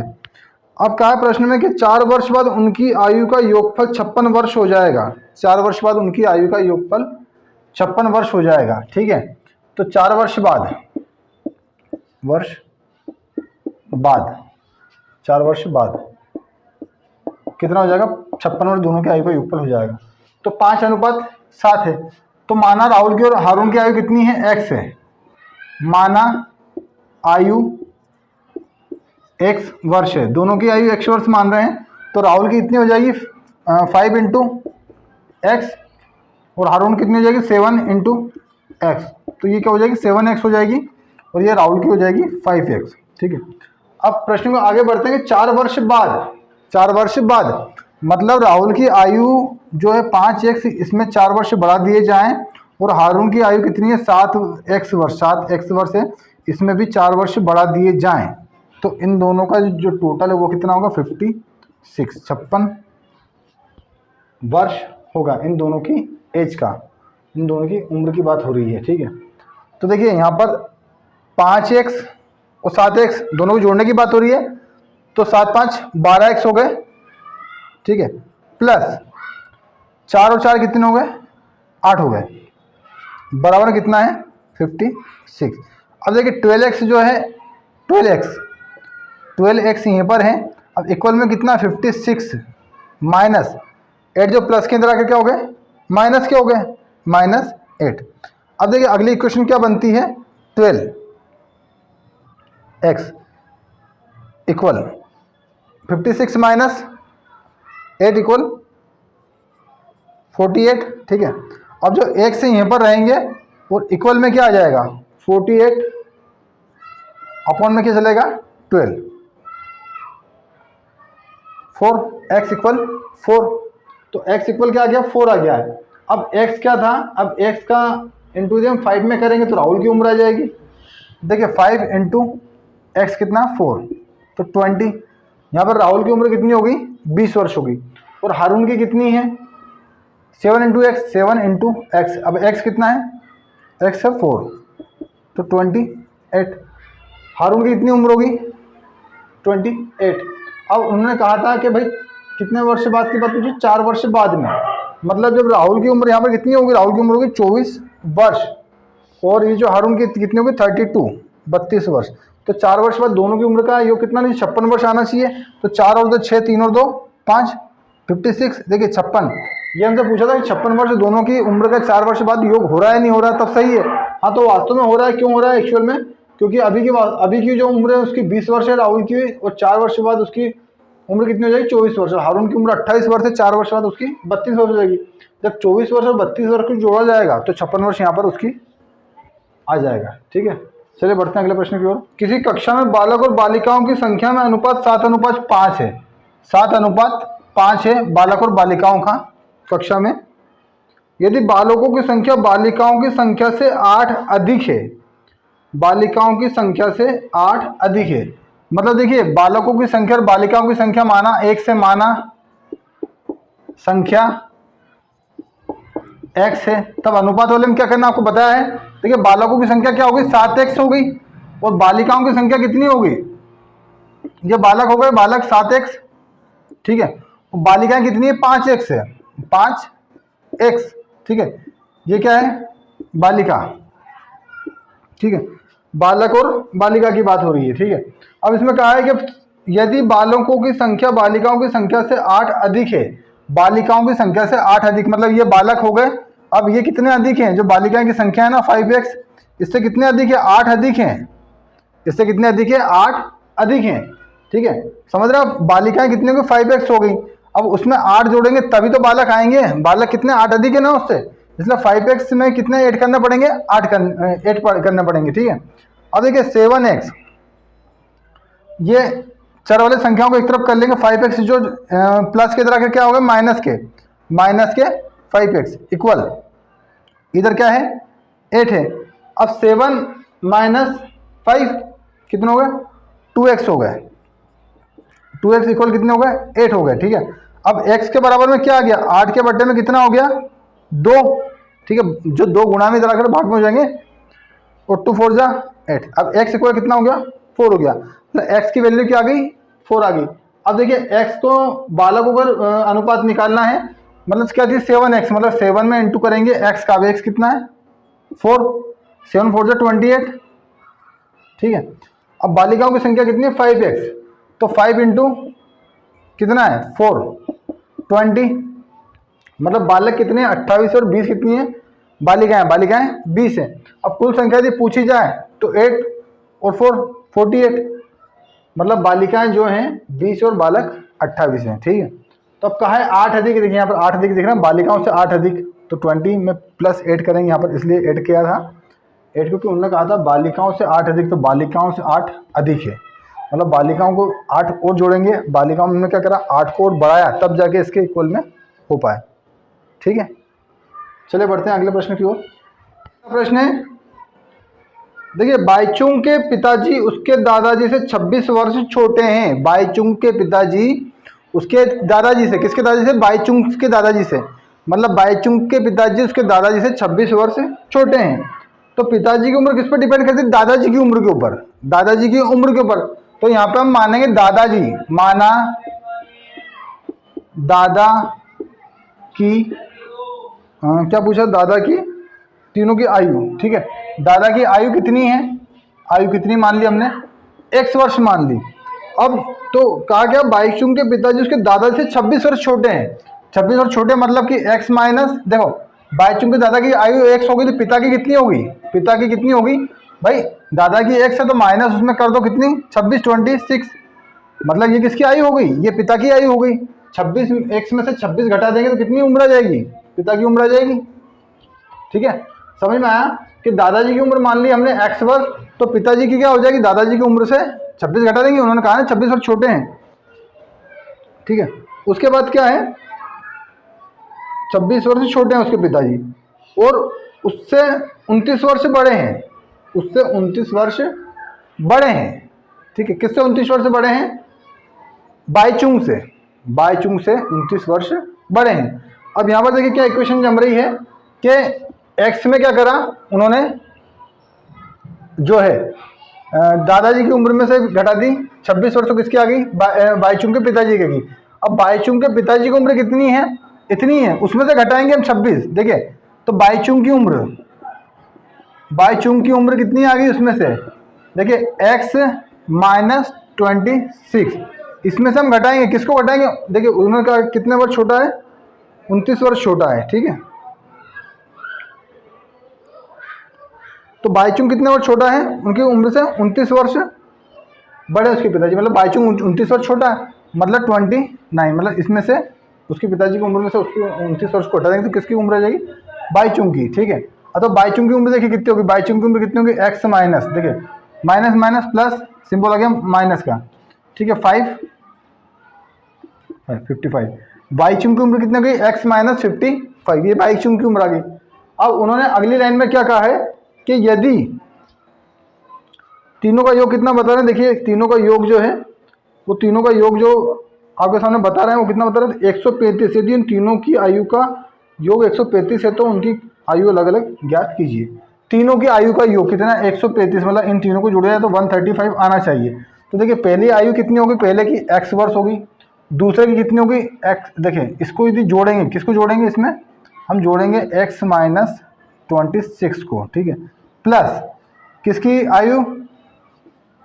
बाईचुंग की। तो देखिए ये दादाजी की आयु, ये बाईचुंग के पिताजी की आयु और ये बाईचुंग की आयु, ठीक है, x माइनस 55। इन तीनों को जोड़ा जाए तो कितना आना चाहिए? 135। कितना आना चाहिए? 135। अब देखिए अब यहाँ पर x और x कितने हो गए? ये 3x हो गए, ठीक है। अब ये 26 और 55, देखिए माइनस और माइनस क्या हो गया? प्लस सिंबल लग गया माइनस का, ठीक है। 6 और 5 11, 11 के 1 हाथ में 1, 5 और 2 7, और देखिए यहाँ पर 5 और 6, 6 5 11 के एक हाथ से रहा है 1, 5 और 1 6, 6 और 2 8, कितना हो गया? ये 81, ठीक है। अब इसके इक्वल में कितना? 135, 135 है, ठीक है। अब ये किस तरह समझेगा? x को जोड़ दिया, जो माइनस माइनस की संख्या प्लस हो गई और प्लस के आगे माइनस के आगे 81। अब 3x जो है 3x यहीं पर रहेगा। अब इक्वल में क्या है? 81 माइनस के तरह के प्लस के हो जाएंगे, तो 135 प्लस 81। अब देखिए 135 प्लस 81 तो क्या हो जाएगा? 3x इक्वल, देखिए 5 1 6, 8 प्लस 3 1, 216, 216। देखिए 5 और 6, 8 के 9 10 11 1 और 1 2, 216, कितना आ गया? 3x equal 216। अब देखिए ये 3x को यहीं पर रहने दीजिए। अब जो 3x है ये यहीं पर रहेगा x, और 216 के अपन कितना आ जाएगा? 3, 216 के अपन कितना आ जाएगा? 3, ठीक है। 3 1 जा 3, 3 7 जा 21, 3 2 जा 6, 72। अब 72 का क्या गया? x आ गया। अब x मतलब क्या है? दादाजी की आयु। तो दादाजी की आयु कितनी होगी? दादाजी कितने वर्ष के हो गए? दादा की उम्र कितनी होगी? दादा हो गए 72 वर्ष के, ठीक है। अब उसके पिता उससे 26 वर्ष छोटे थे उसके दादा से, तो 72 72, मतलब x माइनस 26, माइनस कर दो 26, ठीक है। 12 से 6 गए, यहाँ पर 6 है, ठीक है। ये 6 में से 2 चला, कितने बचे? 4 बचे, तो ये कितनी होगी? 46, ठीक है। 12 में से 6 गए, 6 बाकी रह गए, 6 में से 2 गए, 4 बचे, 46। तो यहाँ पर जो पिता की आयु कितनी होगी? 46। पिता की आयु कितनी होगी? 46। अब बाईचुंग की आयु कितनी है? x minus 55। अब x मतलब 72 माइनस 55, 12 में से देखिए ये 12 है, ये 12 से 5 चला, कितने बचे? 7, ठीक है। यहाँ पर कितने? 6 है, 6 में से 5 चला, कितने बचे? 1, ठीक है। तो यहाँ पर बाईचुंग की आयु कितनी आ गई? 17 वर्ष आ गई। उसके पिताजी की उम्र आ गई 46 वर्ष और दादाजी की आ गई 72।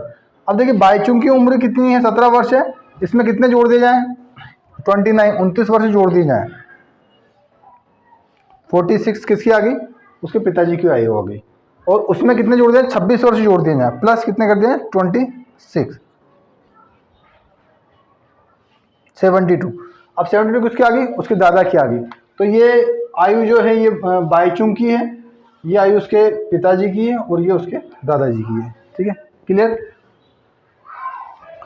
चलिए अगले प्रश्न की ओर बढ़ते हैं। अगला प्रश्न, 15 वर्ष बाद रवि की आयु उसकी वर्तमान आयु से 4 गुनी हो जाएगी। रवि की वर्तमान आयु क्या है? 15 वर्ष बाद रवि की वर्तमान, देखिए 15 वर्ष बाद रवि की आयु उसकी वर्तमान आयु से 4 गुनी हो जाएगी। तो माना रवि की वर्तमान आयु क्या है? माना रवि की वर्तमान आयु कितनी है, x वर्ष है, x वर्ष है। अब x प्लस 15 15 वर्ष बाद, 15 वर्ष बाद कितनी हो जाएगी, उसकी आयु की 4 गुनी हो जाएगी। तो आयु कितनी है, x मान रहे हैं ना आयु को, तो 4 गुनी हो जाएगी, मतलब 4x हो जाएगी। देखिए वर्तमान में उसकी आयु x है, आयु को x द्वारा दर्शा रहे हैं, तो वर्तमान उसकी आयु x है। अब इसमें 15 को जोड़ दिए जाएंगे तो वो जो वर्तमान आयु उसकी 4 गुनी हो जाएगी ना, उसकी 4 गुनी। प्रश्न में ये इसी तरह से आपके सामने रहे कि माना रवि की आयु x वर्ष है और x में 15 प्लस हो जाएंगे तो x की 4 गुना हो जाएगी। अब देखिए यहाँ पर 4x है, देखिए ये 4x है, इसे इस तरफ लेके आएंगे तो x। अब देखिए 4x क्या है, प्लस के इधर आगे तो माइनस के 4x इक्वल प्लस के 15 इधर आके क्या हो जाएंगे, माइनस के 15 हो जाएंगे। ठीक है, अब यहाँ पर क्या 4x में से x चला के कितना बचा है, माइनस 3x इक्वल कितना है, 15 है माइनस का। ठीक है, अब ये x बराबर यहाँ पर माइनस 15 अपॉन ये माइनस के 3। ठीक है, माइनस से माइनस चला गया, 3 5 जा 15, x इक्वल क्या हो गया 5 वर्ष। ठीक है, तो x बराबर कितना हो गया 5, मतलब रवि की वर्तमान आयु कितने वर्ष है, 5 वर्ष है। रवि की वर्तमान आयु कितने वर्ष है, 5 वर्ष है। अब वो कह रहे हैं कि 15 वर्ष बाद, मतलब 5 में और जोड़ दोगे आप 15 वर्ष तो कितनी हो जाएगी, 20 वर्ष हो जाएगी, जो कि वर्तमान आयु की 4 गुना है। 4 गुना जो है ना, वर्तमान आयु की 4 गुना। 5 का जब गुणा 4 में किया जाएगा तब 20 आएंगे, तो वर्तमान आयु उसकी कितनी है, 5 वर्ष रवि की। ठीक है, आपको समझ में आया। चलिए बढ़ते हैं अगले प्रश्न की ओर। यदि परिमेय संख्या को 5/2 से गुणा कर दिया जाए, एक परिमेय संख्या है उसको 5/2 से गुणा कर दिया जाए और 2/3 उस पर जोड़ने पर, तो माना परिमेय संख्या x है, माना संख्या जो है ना वो हमने x मानी, x है। ठीक है, तो वो क्या कह रहे हैं, उस संख्या को किससे संख्या को 5/2 से गुणा कर दिया जाए, मतलब x को गुणा किया जाए, किससे कर दिया जाए गुणा, 5/2 से, 5/2 से, और उसमें 2/3 को जोड़ने पर, इसमें प्लस करेंगे 2/3 को, इसमें 2/3 को जोड़ेंगे तो कितना प्राप्त हो रहा है, बराबर में प्राप्त हो रहा है -7/12। ठीक है, इक्वल में -7/12 प्राप्त हो रहा है। ठीक है, तो यदि परिमेय संख्या 5/2 संख्या को 5/2 से गुणा किया जाए और 2/3 से इसको जोड़ा जाए तो वह संख्या क्या प्राप्त होगी, -7/12। तो ठीक है, इसका इंटू इसमें करेंगे 5x हो जाएंगे, अपॉन कितना है 2 है, प्लस 2/3 इक्वल -7/12 है, -7/12। अब देखिए 5x/2 देखिए 5x/2 यहीं पर रहेगा, इक्वल की तरफ क्या जाएगा -7/12, -7/12। अब देखिए प्लस 2/3 है तो यहाँ पर अगर क्या हो जाएगा -2/3। ठीक है, अब यहाँ पर क्या होता है अगली कंडीशन में 5x/2 इक्वल, देखिए यहाँ पर इसका एलसीएम लेंगे, क्या आएगा 12 आना है, 12 को 12 से डिवाइड करेंगे 1 आएगा, 1 × 7 = 7। ठीक है, माइनस 3 4 जा 12, 4 × 2 कितना हो गया 8 हो गया। ठीक है, अब यहाँ पर क्या 5x/2 इक्वल, देखिए माइनस और माइनस क्या हो गया, प्लस हो गया, सिंबल किसका आएगा, माइनस का आ गया, 15/12। ठीक है, अब ये गुणा का संख्या इधर आकर भाग में हो जाएगी, भाग का गुणा में हो जाएगा, तो अब x बराबर क्या हो गया, देखिए -15/12। अब देखिए इनटू में क्या आ जाएगा, इनटू में आ जाएगा 2 और डिवाइड में क्या आ जाएगा 5, तो 2 1 जा 2, 2 6 जा 12, 5 1 जा 5, 5 3 जा 15। ठीक है, 3 × 1 और 6 × 1, तो ये संख्या क्या होगी 3/6, 3 1 जा 3 3 2 जा 6, 1/2। अब ये संख्या कौन सी है, -1/2। देखिए -1/2। अब ये सभी आपको क्लियर समझ में आ गया क्या है कि -1/2, मतलब -1/2 वह संख्या है जिसे हम इस प्रोसेस में लाते हैं। x का मान क्या आ गया -1/2, x = 1/2, x = 1/2, -1/2। ठीक है, आइए बढ़ते हैं अगले प्रश्न की ओर। अगला प्रश्न, लक्ष्मी एक बैंक में कैशियर है, खजांची है, उसके पास नकदी के रूप में 100 के, 50 के और 10 रुपए के उसके पास क्या है, नोट है। 100 रुपए के, 50 रुपए के, 10 रुपए के क्या है, लक्ष्मी के पास नोट है। अब उन नोटों का अनुपात कितना है, देखिए 100 रुपए वाले नोट जो हैं उसका अनुपात कितना है, 50 और 10 के, ठीक है। 50 के नोट हैं और 10 के नोट है। अब उनका अनुपात क्या दे रखा है, 2:3:5, मतलब 2:3:5 है, ठीक है। और कुल अमाउंट कितनी है उसके पास, 4 लाख, ठीक है। कुल अमाउंट कितनी है, 4 लाख रुपए। तो बताना उसके पास प्रत्येक प्रकार के कितने कितने नोट हैं, उसका प्रत्येक प्रकार कितने कितने नोट हैं, ठीक है। तो अब जब अनुपात दे रखा है तो नोटों का हम एक मान लेंगे कि नोट एक्स हैं, नोट कितने हैं, एक्स हैं, ठीक है। नोट हमने मान लिया एक्स। अब 100 के नोट कितने हैं, 2 अनुपात है, तो 100 के नोट कितने हो गए, 2x हो गए। 100 रुपए के नोट कितने हो गए, 2x हो गए। उसके बाद जो 50 रुपए के नोट हैं, 50 रुपए के नोट कितने हैं, 3 अनुपात हैं। तो यहाँ पर देखिए 50 रुपए के जो नोट हैं उन्हें क्या माना गया, हमने 3x मान लिया, ठीक है। अब 10 के जो नोट हैं वो कितने रेशियो, उसका अनुपात क्या है, उसका अनुपात है 5। तो देखिए 10 के नोट की बात करें हम तो 5x हो गए, ठीक है। अब पहले हम इन नोटों का मूल्य निकाल लें कि इन नोटों का मूल्य कितना है, इन नोटों का मूल्य कितना है। मतलब कि 2x नोट 100 रुपए के हैं। देखिए 2x नोट कितने रुपए के हैं, 100 रुपए के हैं। तो कुल इनका कितने नोट हुए ये तो मालूम पड़ेगा, इनका मूल्य कितना है। तो 100 में गुणा जब हम 2 का करेंगे तो कितना हो जाएगा, 200x हो जाएगा, ठीक है। अब समझने की कोशिश को कि भाई 1 रुपये के दिन देखो x मतलब नोट है, ये उसका अनुपात है, पर नोट कितने के, 100 रुपये के, ये तो दर्शाना पड़ेगा ना। तो इसलिए हम इंटू किसका करेंगे, 100 का इंटू करेंगे तो यहाँ पे कितने होगा, 200 होगा, ठीक है। अब 50 जब 50 के नोटों की बात कर रहे हैं, जब 50 के 3x नोट होंगे, एक नोट की कीमत 50 रुपये है, तो 3x नोट की कीमत कितनी होगी, 150x, 150x। अब उसी तरह 10 के नोटों की बात करें कि जब एक नोट की कीमत 10 रुपये है तो 5x नोट की कीमत कितनी होगी, 5x।